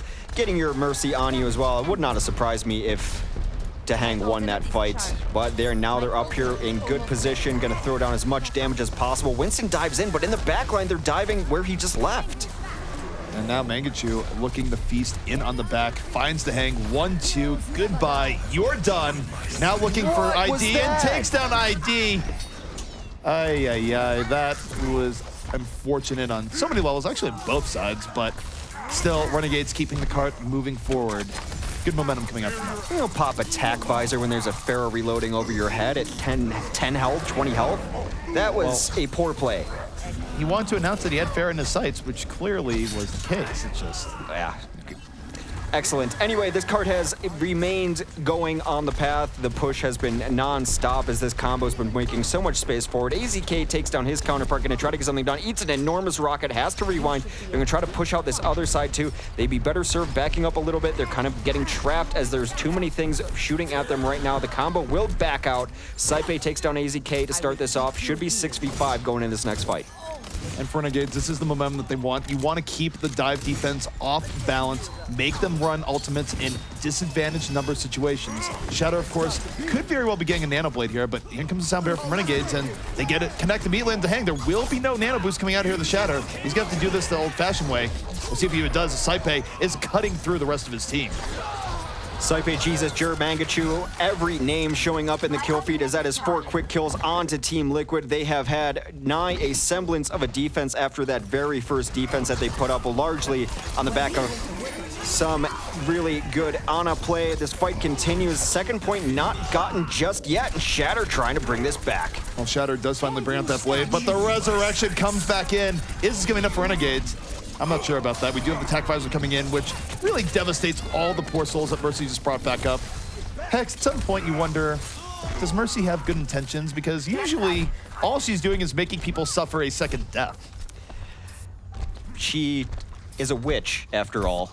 That's lore accurate. So, no, probably not. There's a lot of fan theories that she is simply a sadist. But, yeah, she can fly and she's got angel wings, so deceptive sadist. Heroes never die, but they certainly wish for death. But next fight here, coming underway, Mezar leaping in as the counter dive, and Jer actually getting cut out early on. AZK striking blood early on. Jesus trying to do the same for ID, and no, he just takes a Helix rocket to the gut. Juvenile Mangachu, though, still a threat here in this fight. Pressure going on the show, like, but that's not enough as Justice rains directly into ID's face. A gale of rockets immediately removing him from the fight. Mezar's still up here, picks up 2, and his Tesla cannon will not be denied. And that is why he's going to the moon. Mezar must go. His people need him. Saipe comes back in with the Dragon Blade, bringing it back. Takes down Hang, takes on Rafa with the help of Jur. This is a full cleanup Dragon Blade, looking very good. Trying to finally get this card. It's been stuck in 3 meters out for quite a while. Will finally make it to the second point. 3 minutes to close out Dorado. 3 minutes remaining. Still a very beefy time coming out here from Renegades. A lot of ways to put this back in their favor. Team Liquid still not really able to take a good breath of air here, but maybe that is going to allow it as both flankers and Saipe and Jesus will be falling here. Resurrection comes back up though, so it's a tempo res. It's not when they have an advantage. That always is a little bit risky as, oh, here comes ID. Tac visor on the way. Gun them down once, gun them down twice. Team Liquid going to be getting that breath of fresh air here in just a moment. At this point, no one happier to hear Heroes Never Die than ID. It means that he can pad his stats again. That is 2 responsive tactical visors, 2 resurrections, and he has gotten 3-4 kills each time. Well, the perpetual nightmare of dying is over here for Renegades. Shirwaki now going on to Ana. Heroes now die 1 valiant death, not repeatedly tortured into a firing squad. So, we do have the sound bear coming out here from Renegades. Following pulse bomb from AZK, though, immediately removes Shirlaki from the equation. And now 2 kills coming out here from Team Liquid. So Team Liquid able to bring this right back, but what a nice pulse bomb from AZK to make that all flow pretty seamlessly. Team Liquid has stabilized, it seems. Even though a couple kills come in late from Renegades, it is going to be all for naught as they all must retreat, but retreat does not seem likely here for Mangachu up top. There he goes. Retreat was never on the menu. And that was difficult because that is a staggered death they could not afford necessarily. So 90 seconds, a little shy of actually, going to be left on the clock as we go into what may be the final push. Well, Team Liquid has certainly bought themselves a lot of time. The question is, will they be able to avoid Saipe here? They're not running a Reinhardt or anything that can very easily deal with Saipe. And of course, the Hang, pretty good at landing sleep darts, but that's not something you can count on here. So this is going to be the focal point of the Renegades offense as they move in. Dang, isolated. AZK able to get on the Jer immediately. They're already down to support. Saipe into the backline. The fire strike connects, saving Saipe's hide there arguably. He's going to get the health. Will the blade be coming out here as this fight develops a little bit more? It is back and forth, but he doesn't really have the health to consider it. It just feels like they're not sure if they want to continue this fight or wait for people to regroup. They isolated to Hang early, got that pick. That should have been the go. Mangachu very low up top. They're getting kills, but they're not getting clean enough kills. Now is the last time to go, but there goes Jesus. Pulse bomb to oblivion by AZK. The Roadhog firework connects, and now Saipe up on top. Doesn't get the chance to pop the blade. He just sat there, no blade. Meanwhile, Shatter, this is a Dragon Blade. Takes down 2 before falling in turn. And Team Liquid, a little bit bloody on the fight, but they are able to push back Renegades. Renegades now, Hex, down to 10 seconds. We'll see if they can even touch the card again. Saipe, I think Emergency Dragon Blade will be underway. Renegades have been their worst enemy in the last minute or so, and they have staggered in a way that I've not seen a team stagger in quite a while. No one getting the memo to get out, no one getting the memo to get in. This was 6 people playing as like 6 and not as 1. That was odd. Well, what really troubles me about how that went down, in particular, is that, again, you take a look at Saipe in that last moment. Yes, he didn't commit to a Dragon Blade, but he was at low health the entire time. I don't even feel like he was on Sherlocky's radar as far as getting healed. It wasn't happening. He just sat there going, please, at some point, I'd like to bring out this wonderfully crafted Shimada blade. It channels some sort of dragon spirit. I mean, anything, but he's sitting there just perpetually cruising along at 80 HP. Not great. It was tough. I think they were all very spread out in an odd way, so it made Sherlocky's job very hard. And then the staggers, and it wasn't just one person staggering. 4 or 5 different people died alone in different spots, never getting out. And if you're stuck in, go die or try to do something. They were hiding. It was just odd. I haven't seen a team play like that in a while. You know the last time I saw a team play like that? Renegades, like a week ago on, I believe it was Hanamura. They played the exact same way. Renegades has points where they fall apart, and clearly that is a case where they weren't able to put it all together. But if you're a Team Liquid fan, Dorado is the site of many a heartbreaking game. So it's really a challenge here. Which is stronger, Renegade's ability to sort of fall apart in the middle of a series, or Team Liquid's ability to be the top leading and research squad on disappointing ways to mess up Dorado? We're going to find out. Well, I'm interested to find out the results of that study. Renegades is going to run this defense. You know, all things said about that, Dorado's last has always been a very hard point to finish. The defender's advantage is enormous on that last point. So they got it very far. Liquid has struggled on offense. Renegade's going to run Mangachu on the Torb. We'll see how they can deal with it. They've got a Pharah and a Mercy. In theory, they should be able to deal with this turret pretty easily, although it's getting a lot of damage in from the backline for free. However, Jesus goes down right away to ID. That is a nice kill to start it off for them. It's an excellent start here from Liquid, and now they should strike while the iron is hot. Now, we have seen them tease us with a very good beginning on first here, only to get basically held in return. And ID perhaps overselling his mandate, going in very heavily, almost paying the price, but now getting good reset, coming back in, looking over the top here, the Zarya, and getting most support by the Mercy, and this suppressing fire very much working out here for Liquid, as I don't know what Juvenile's doing. Why are you out there where the rest of your team is in the back? Either way, the cleanup is there, and Liquid proving this cart pretty effectively. They are. Jesus has run the McCree for the first time tonight as he gets back in here, but now that he has no protection, really going to make his task that much more difficult. AZK and Shatter collapse on him and make short work of him. This defense looks like it might be over. Mangachu trying to get back in. He's cleaned up by Shatter and Mezer combining on him. It is time to give up ground on Dorado. A lot of teams reluctant to do so, but you have to if you want to have decent defenses. But for Liquid, this is really make or break mode. When they have just awful ways of things going wrong from them, Dorado, a lot of it does come down the second where they're not able to close it out. So perhaps they have learned from their mistakes here. They are being highly aggressive in the Renegades, treating Renegades like they're an offshoot here of Complexity, getting deep into that spawn area, picking up 2, Shatter, making this a party, Dragon Blade Unleash, picks up 1, and that 1, it will remain. Mangachu puts an end to that with a scrap gun. Resurrection, though, going to come in here from Team Liquid, and they are all in on keeping them back, and Shatter picks up 2. 1 pushing the cart, so it is slow going behind them. You have to wonder about that strategy, but when you're getting all these kills right up front, now you can back up. However, if they do back out of spawn, they're still going to have to fight at second because there was no one pushing. This is the world's loneliest cart right now, is just moving along a standard delivery to the Lumerico Corporation. Well, one more fight will be coming in on second as they've relented on their offensive spawn pressure. Jesus coming up top. He's got Deadeye. Is he skulls in his sights? No. Retreats come out right away. Gets nothing. Has to cancel it, but hits a shot onto Rafa. That is 3 quick kills for Renegades. Liquid now completely wiped. Where's the horn? There's the horn. The horn should be coming out. Oh, Shadow respawned. Yeah, unfortunately, just a little bit off the horn. You know, I just realized what would be a really cool idea here, just because it looked intimidating. What if you get nano boost on the McCree and it just makes a really loud, just Magnum-esque sound every shot? It's just like, just so you know, he's actually playing with real power. But it does work out. Electric Cowboy in the position. Here comes the Graviton Surge as Renegades now looking to reverse momentum. They take down 2 off that, and suddenly Team Liquid finding themselves. You know what's right over here? It's a spawn. Oh, no. All right, they're going to back up a little bit as there is someone on the cart getting a little bit of pressure. Well, it's oh my God, it's not a little bit of pressure. What are you talking about? They were able to cap it. That's more than a little bit. That is terrifying. I had not even noticed that. I'm just as guilty as Renegades are there. I wanted the spawn camp. I had bloodlust in my heart. And because of that, second point is given up. Well, Renegade's going to be taking a look at this part of the VOD in the morning, because that is not what you want. And suddenly 4.5 minutes for Team Liquid to vanquish their Dorado Demons. They don't have to bring this far, although with such a big expectation could come an even bigger fall.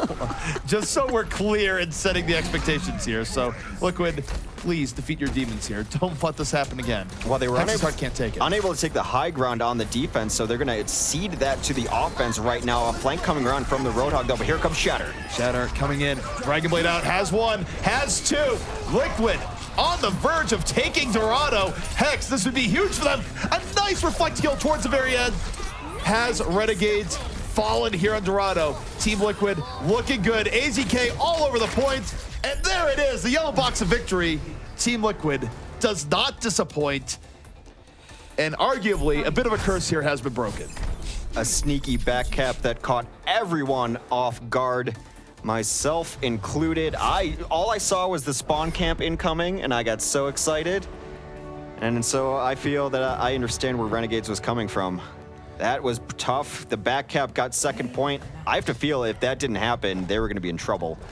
Certainly momentum was going against them, but you want to talk about just mentally guard breaking the other team. Well, actually successfully getting the sneak there towards the very end, that's one way of doing it. And I mean, what more can you say? Liquid finding a way of getting past some of their long-standing issues on Dorado. They take the map and they stay alive now in the series as we get ready to go to a map number 5. And let's all remember that map number 1 was selected by RNG. So Renegades, they knew they were going to come out strong on King's Row. They had already had a victory, in fact, against Liquid. So now they're going to have a selection coming into this 5th map, but they're not going to have that King's Row to go back on. So we're either going to see one of the other 2 maps of Eichenwald or Hollywood. But before we get too much into the future, let's talk about the very recent past. Team Liquid pulling it out. And if I had to give an MVP to anyone, and it's really hard because there was a lot of good plays, but Shatter had a lot of great Genji plays there, and in fact, was one of the ones on that back cap on the card. Yeah, I was going to say, as far as MVP play goes, forget things relating to kills or normal good gameplay. We had a unique moment here that does not happen that often in Overwatch, but you think about Dorado, it is a longer point, so you have the ability to get behind and catch the other team off guard. If they do go full hammers selfless to get to your spawn point, well, if you sneak someone to the back, how are you really going to get back there in time to deal with it? So again, this is very good for Team Liquid, because if you had told me the general story of the game and not what team was on either side, with Liquid's history on Dorado, it would be reversed. Liquid would be the one getting back capped on, but this is a very good showing for Liquid. I could not be more excited for them because, again, we've just been trained in history to expect the worst for them on Dorado. So this is actually very good for them. Now you're coming around to Liquid. Now you're excited about Liquid. Well, they won Dorado. Fair enough. It is exercising their demons to an extent. If we do want to talk about kills, though, and eliminations, I think Mezzer got play of the game for a reason there. Yeah. There's a reason that Shatter was able to go off, and is because those targets were as soft could be. The cleave damage, the staying alive, the survivability, especially there, I thought was a really good game from him on Winston for sure. Yeah, and I mean, then the rest of them, they all just kind of contributed there. And I was a little worried at the beginning. Their defense, up until that 3rd point, looked a little lackluster, able to hold on 3rd, and actually pretty far on 3rd. We didn't even make it around that final turn, and so it gave them a real good opportunity to pull that around. But I just want to talk one more time about that back cap, because the momentum that built is actually huge, because coming into that 2nd point, a lot of momentum built up. In fact, Team Liquid, they were like, not really spawn camping, but they were on offense, 5v6, playing really aggressive on offense while one person pushed the cart. So they're already feeling the momentum, and then they immediately all wipe. We almost had the full 6K. And then Renegades are like, okay, we got the momentum back. Let's go punch it down their throats into their spawn. And then they get there and they're like, wait, there's a few people missing here. And immediately gets dashed. In terms of back cap, and I try to avoid this because I think it's at times a somewhat weak analysis because you don't really know what's going on. But this was such a momentous thing when you get the back cap there that, yes, that is psychologically damaging to the point where I would bring that up because that's just painful. That's a thing where there's groans all over your communications, whatever you might be using. Everyone's going, God, why? And then someone on the team has to be the guy going, okay, guys, it's fine, reset.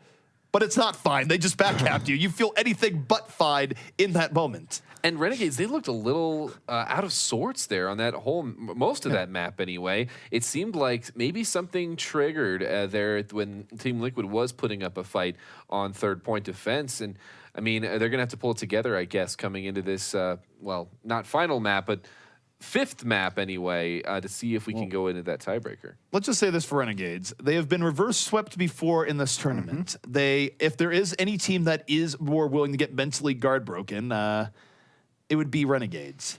So if they do lose here and they have to go into a best of one tiebreaker to decide who won earlier on Assault, well, I think you have to almost say you give it to Liquid as being the just crazy upset kings right now.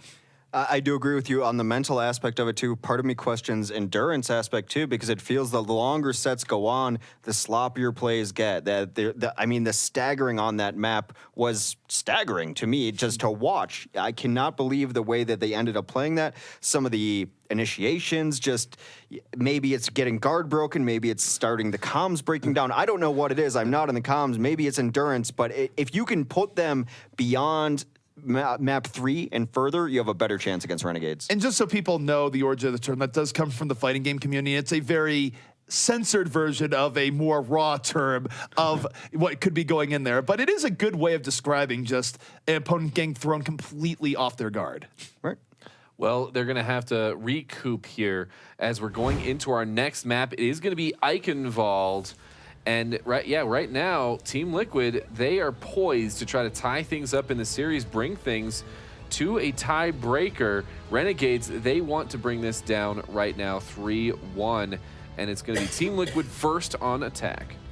Well, this is a smart pick, I believe, because Team Liquid is generally better at Hollywood, even though Renegades has lost Eichenwald, one of their few matches coming into this evening, one of the few maps they've lost. You don't necessarily want to play Liquid on Hollywood. Traditionally, they're pretty good on it, as Liquid has won Hollywood so far in this tournament too. So a smart pick coming out of Renegades here.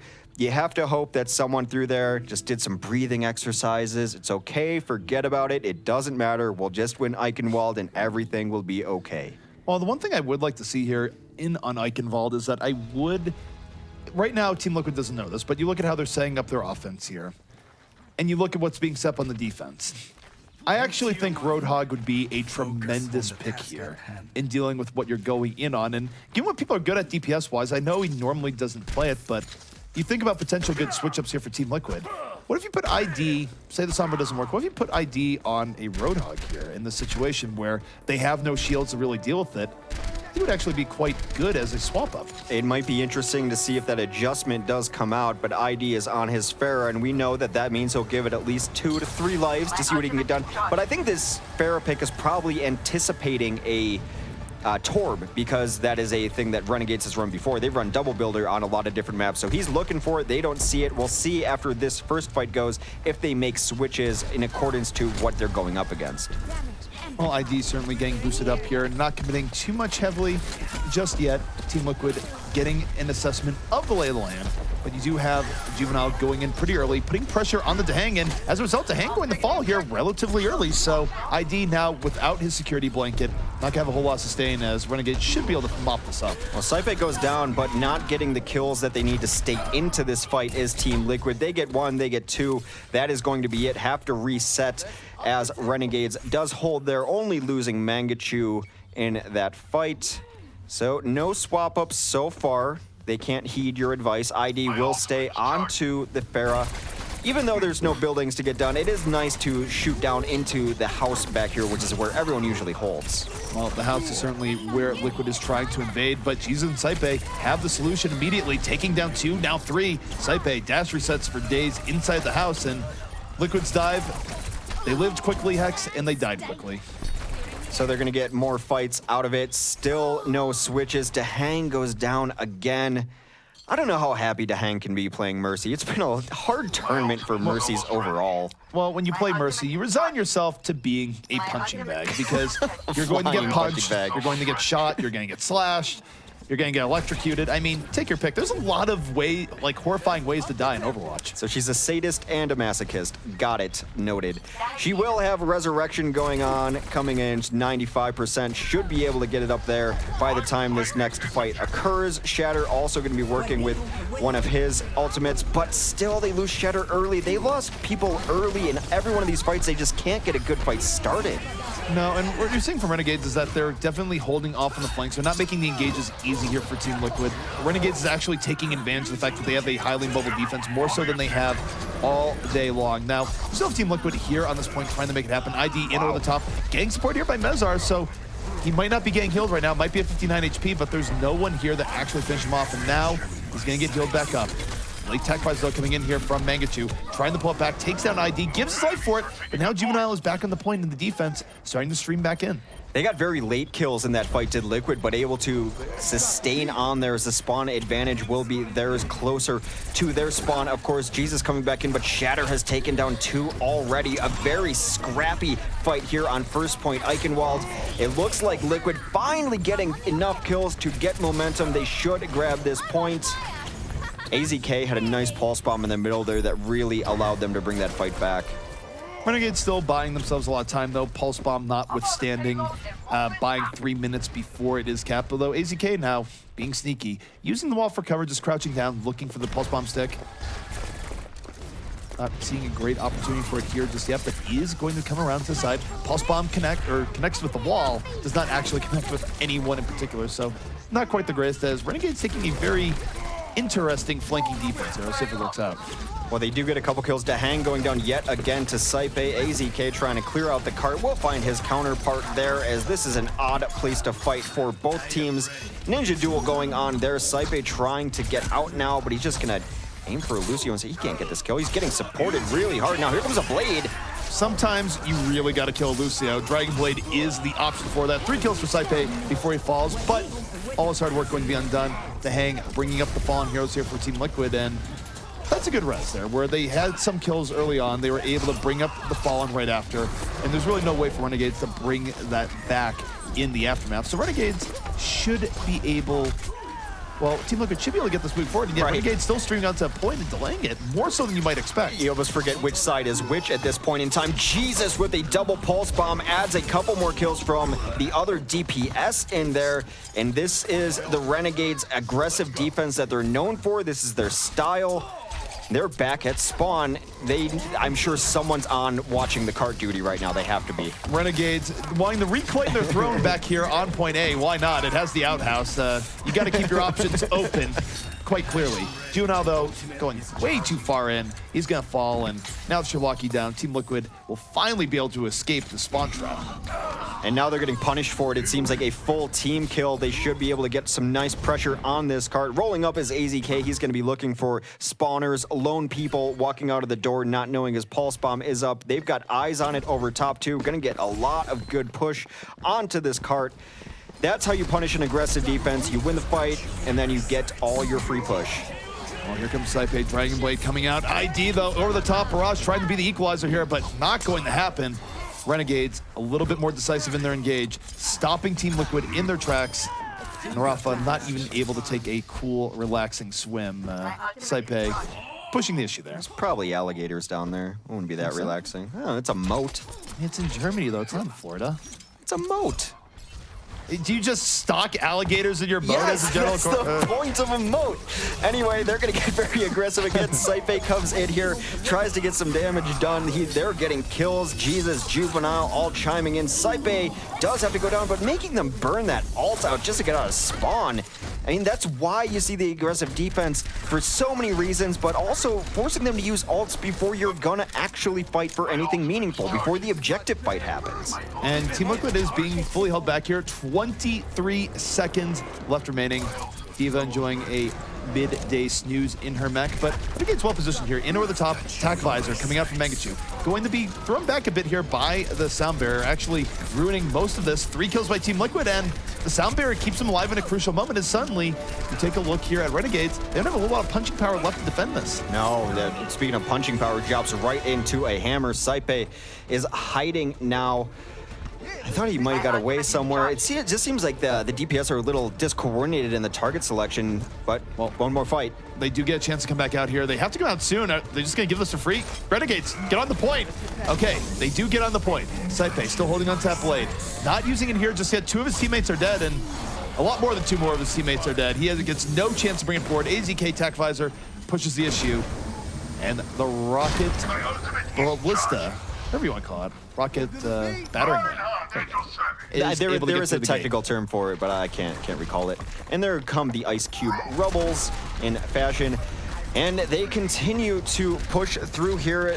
Renegades has to give up a decent amount of ground already around first point. Here comes Saipe. He's been underwhelming this game and remains so as Dahang takes him down.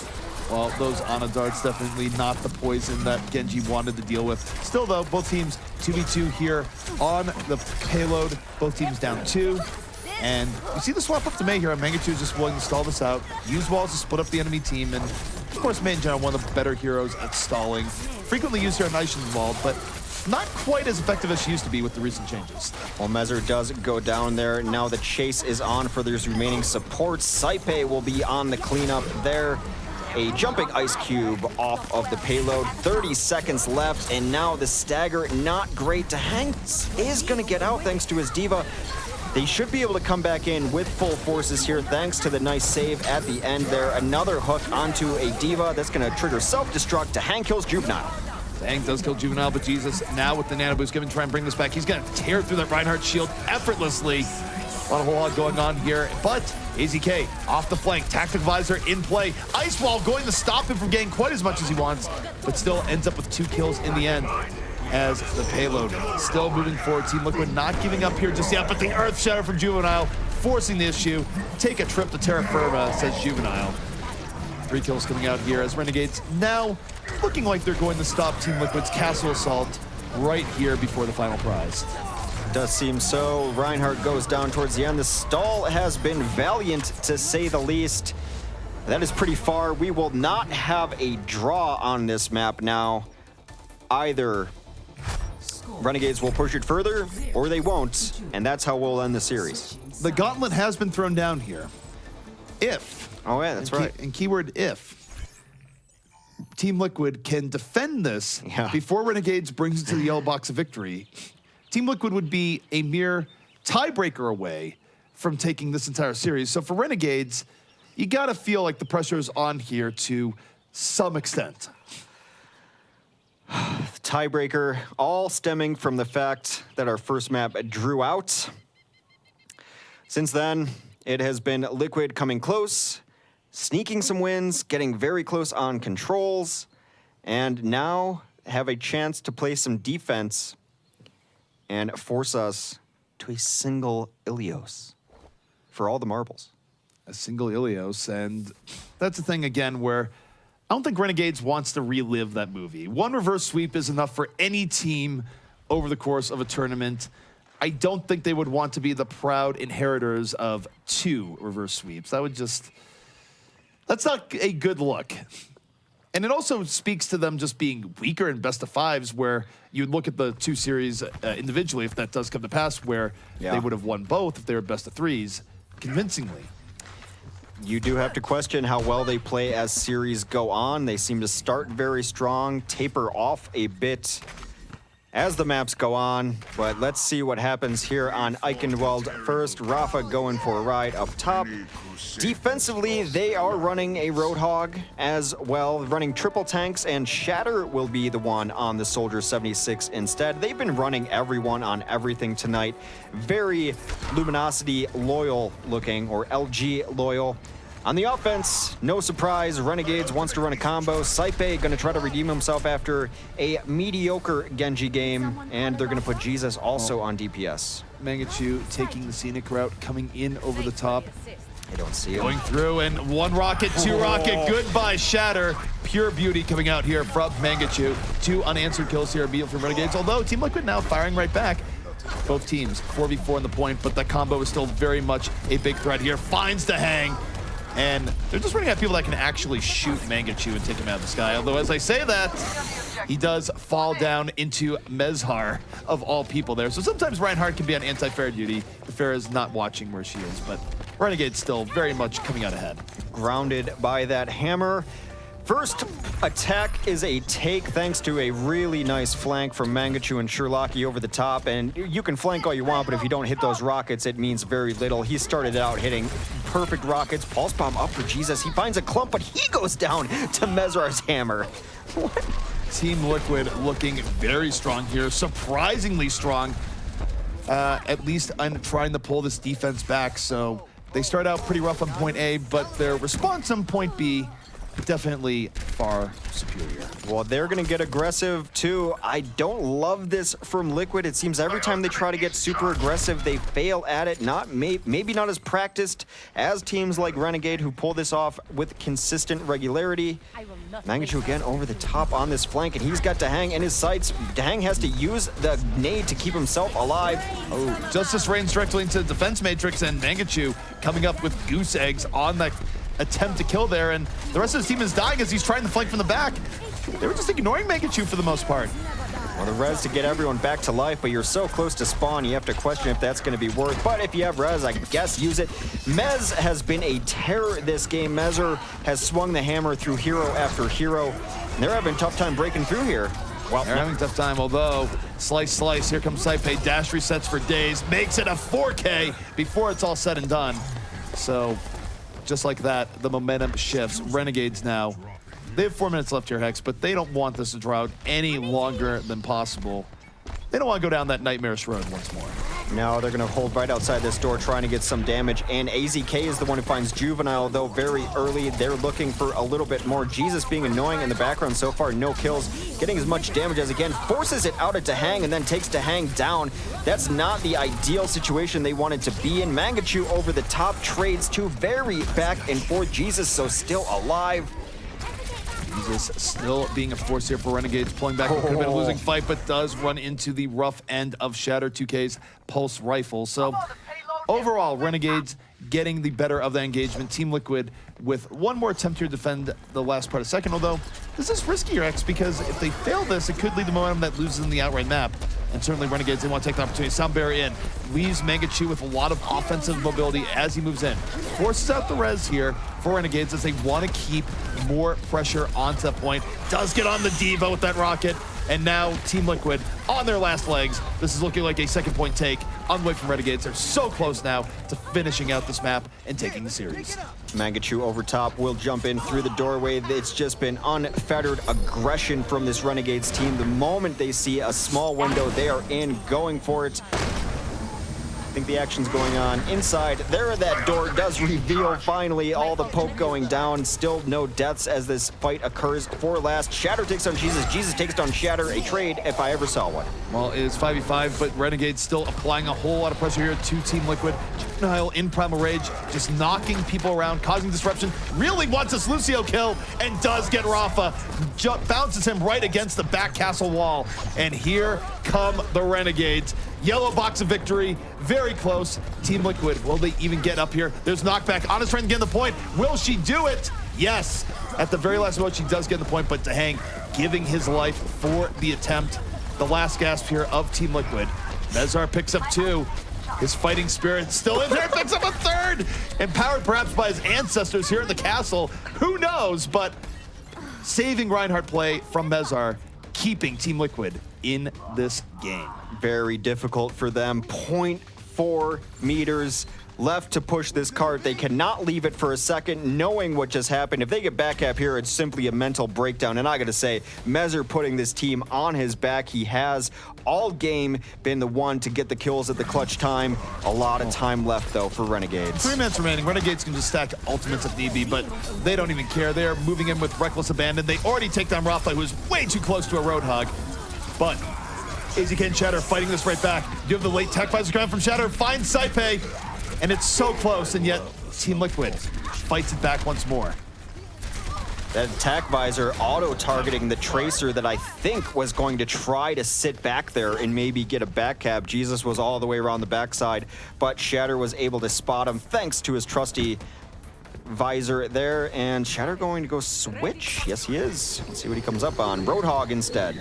I do like the Roadhog here for a little bit of extra survivability moving in, but for Renegades, you gotta think this is their fight. If they lose this with the Resurrection and Dragon Blade, all bets are off. Saipe, Dragon Blade up, looking for his opportunity. Unleashes it in the back line, but gets a little bit confused as where to go, but finds Ana at the very end. Mezar is down. 3 kills here from Renegades, as Renegades for the duel, but the Pulse Bomb! AZK gets the Pulse Bomb, but the Resurrection going to undo his dirty work. He is going to fall, and Liquid, it was valiant, it was entertaining. However, in the end, they do fall here, the Renegades, but a better showing for Liquid, especially compared to weeks 1 and 2. Absolutely, which is, it explains why people end up still having hope in Liquid. They can play with anyone. They never get beat out. They just have to find that last gear. It seems so close. Difficult, but Renegades able to pull it out. In no small part, of course, because of Mangachu Sparrow. Listen, if Liquid had a slogan be, we need to give you enough hope, just enough so that we can crush that hope later on. Yeah. Well, it works. It works on me every single time. I know. I had so much faith just there. There was a part of me that was really hoping for the crazy story there where the reverse sweep happens twice to Renegades. Liquid is suddenly just out for revenge on the teams that wronged them with decisive victories through the first few weeks. But unfortunately for Team Liquid, that is not going to be the storyline of the day. The storyline of the day is going to be that though they fought pretty valiantly, had some close games, Renegades just a little bit more consistent than them in the end, able to finish out, but it did take us to 5 total maps. One small note I did want to make before we do broad notes and whatnot is just how good Jesus is at wasting a soldier's attack visors. It's not the first time we've seen him do it, where an attack visor should be focused on the rest of the team. He puts pressure on it and blinks away, and then the soldier can't shoot the other team. It's more than once. And as a tracer trying to take down a soldier with attack visor, just pure courage, and he does it really well. He's done it often. It's like juggling knives, Yeah. you know? He's been a consistent force for them, too. I think the most consistent player on their team as far as just raw DPS output. You know what you're going to get from Jesus every time they play. Yeah, no, and it's really good to see him come into his own with that. And we've talked about like his like he doesn't want to play Roadhog, but he's been playing Roadhog. He's been playing Tracer. He's been able to have a force and impact on multiple heroes. But I think the story, if we talk about the story, the overarching story for the match and for the Knights, the story for that last push was Mangachu, I'd have to say. I mean, he had that amazing flank early on Pharah, and maybe even more than the story of Mangachu doing it, once again, it just didn't seem like there was much of an answer. Do you think that Diva pickup, by the way, for ID, was an attempt to answer that, Pharah? I mean, it's one of those things where I think Diva is just an attempt to suppress people that are getting in your face and doing well to begin with. Certainly, though, Mangachu, I don't think there was as good an answer from Liquid as there could have been. We have seen him get shut down on the fair when against teams like Rogue, but overall, it did not appear like that answer was there as effectively as it needed to be, because the one thing about Renegades now is that they're not exactly being subtle about what they want to run into you with. You can expect Pharah in most of the gameplay situations they're going to be in, and if you don't formulate an answer to that as a team going up against Renegades, on some level, you've probably failed. Yeah, and you do have to have multiple answers, though, because they did show a few other things. Now, I guess Pharah was still involved in their triple tank, 1 DPS, but they definitely, I mean, Mangachu is not confined to Pharah only. We saw him on May as well, even in this map, able to help them hold at that final curve into third. The only other thing I have is some moat analysis. We really need to talk about our moat and castle analysis. We had some door conversation there, and I have a theory. This is the future. So even though Germany does not have any native Crocs that I know of, what if they're robot Crocs? I mean, they could be. At this point, I just wonder about all the maintenance costs that go into a seemingly rundown castle. I mean, first we have the backup gate cost, which clearly was too much because it no longer exists. Now we're dealing with the possibility of having to feed your crocodiles. Who's going to bring them to some form of crocodile vet at the very end? This really raises very strong questions. A lot of questions. All my moat knowledge is gained from Bugs Bunny cartoons, and they all had crocodiles in them. So, fact. This is true. This is true. And, I mean, although it is in the future, we have to draw on the knowledge that we do have. And the knowledge that we do have is that they can't even maintain the door. Right. You know? I mean, these doors are crumbling and falling apart. There's still armor laying around. They also don't open very fast. This is true. We have the technology. Well, either way, that was the final match of the night. Renegades pulled it out in the end, 3-1. Didn't feel like a 3-1 series. Felt much more like a 3-2 series. But I think that we all can agree that Liquid continues to give us hope. Well, we are going to let's actually take a look at the standings then at the end of today. LG Evil, no surprise, still on top at 6-0. Renegades, with that victory, have spreaded themselves out a little bit from the rest of the pack at 4-1. Complexity Immortals tied there in the middle, and LG Loyal and Team Liquid taking up the bottom, still in the races to get into the playoffs, but they definitely have to turn things around if they are going to do so. Looking at these standings, how are we feeling at the end of this day? In my opinion, it is LG Evil and everyone else. Renegades may be 4-1, but they're an unimpressive 4-1. Yeah. They will very likely be in the playoffs, but I won't know where I would end up seeding them, and I don't know if I would take them as heavy favorites over anyone else the way I would take LG Evil as heavy favorites over everyone else. Renegades right now, they might be 4-1, and yet you drill down into the specifics of their matches. I feel like they can lose to most of the teams in the tournament. Even Team Liquid, as we saw here tonight, a different day, a few things going a different way. Maybe they take Kings Row early on, who knows? It very well could have gone a different way. So, yeah, I mean, I think about for Renegades, they're 4-1, but it's not intimidating 4-1. LG Evil is very intimidating at 6-0, and right now has been almost a tier unto themselves. Yeah, and we were even thinking, I mean, if Liquid was able to pull that out, in the standings, they would have also looked like a tier unto themselves, but they definitely are playing as a tier unto themselves. And most of these other teams, I would say, Renegades has been the most consistent. Immortals still looks like they're trying to figure some stuff out. Certainly Complexity is, with many a roster change. And the rest of the teams, I mean, even Team Liquid and LG Loyal, obviously, they're all still learning and growing and trying to evolve in the meta, trying to work themselves towards the Overwatch League. And we're seeing a lot of growing pains from all of these teams. And so we'll have to see as we're moving forward. Let's go ahead and take a look at the schedule for tomorrow then. We've got 2 more matches for this week. It's going to be LG Loyal facing off against Complexity tomorrow. As Complexity, they're going to try to even things up at 3-3, while LG Loyal, they really need to try to make their way into the middle of the pack. Immortals will be facing off against Renegades, and at the beginning of this event, that would have been a match to watch, but Immortals, they've been underperforming, so they're once again going to also be trying to get to 3-3. So tune in tomorrow at 5 p.m., 5:15 rather, PST for that. And I guess, do we have any final thoughts before we close out the stream tonight? No, very important game tomorrow for Immortals, in my opinion, and it's going to, hopefully, as we play more matches, get a clearer understanding of where that middle pack is. It's all so muddled, but Immortals needs this one. Immortals needs it, but also piling on the other thing, LG versus Complexity. Complexity is the team that LG must surpass to actually get back into the top 4, so both games actually highly important tomorrow. You won't want to miss it. I mean, it might decide where the OCS playoffs really do go.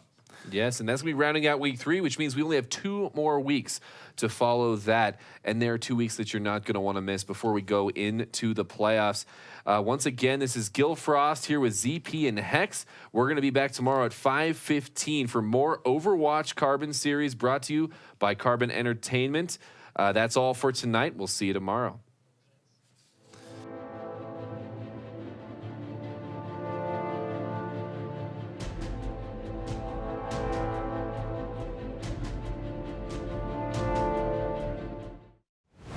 Time breaking through here. Well, they're having a tough time, although slice, here comes Saipei, dash resets. Not the rocket that usually goes through. Oh, under the spot. Late Blizzard coming out here. They were dying to look rough early life. He was getting to play the game here for Sharpshooter, and why not? He hit a couple of really nice direct rockets there. D, but mostly going in the way of Renegades right now. In fact, it is 5-1. Oh, she does get the point, but to hang, giving his life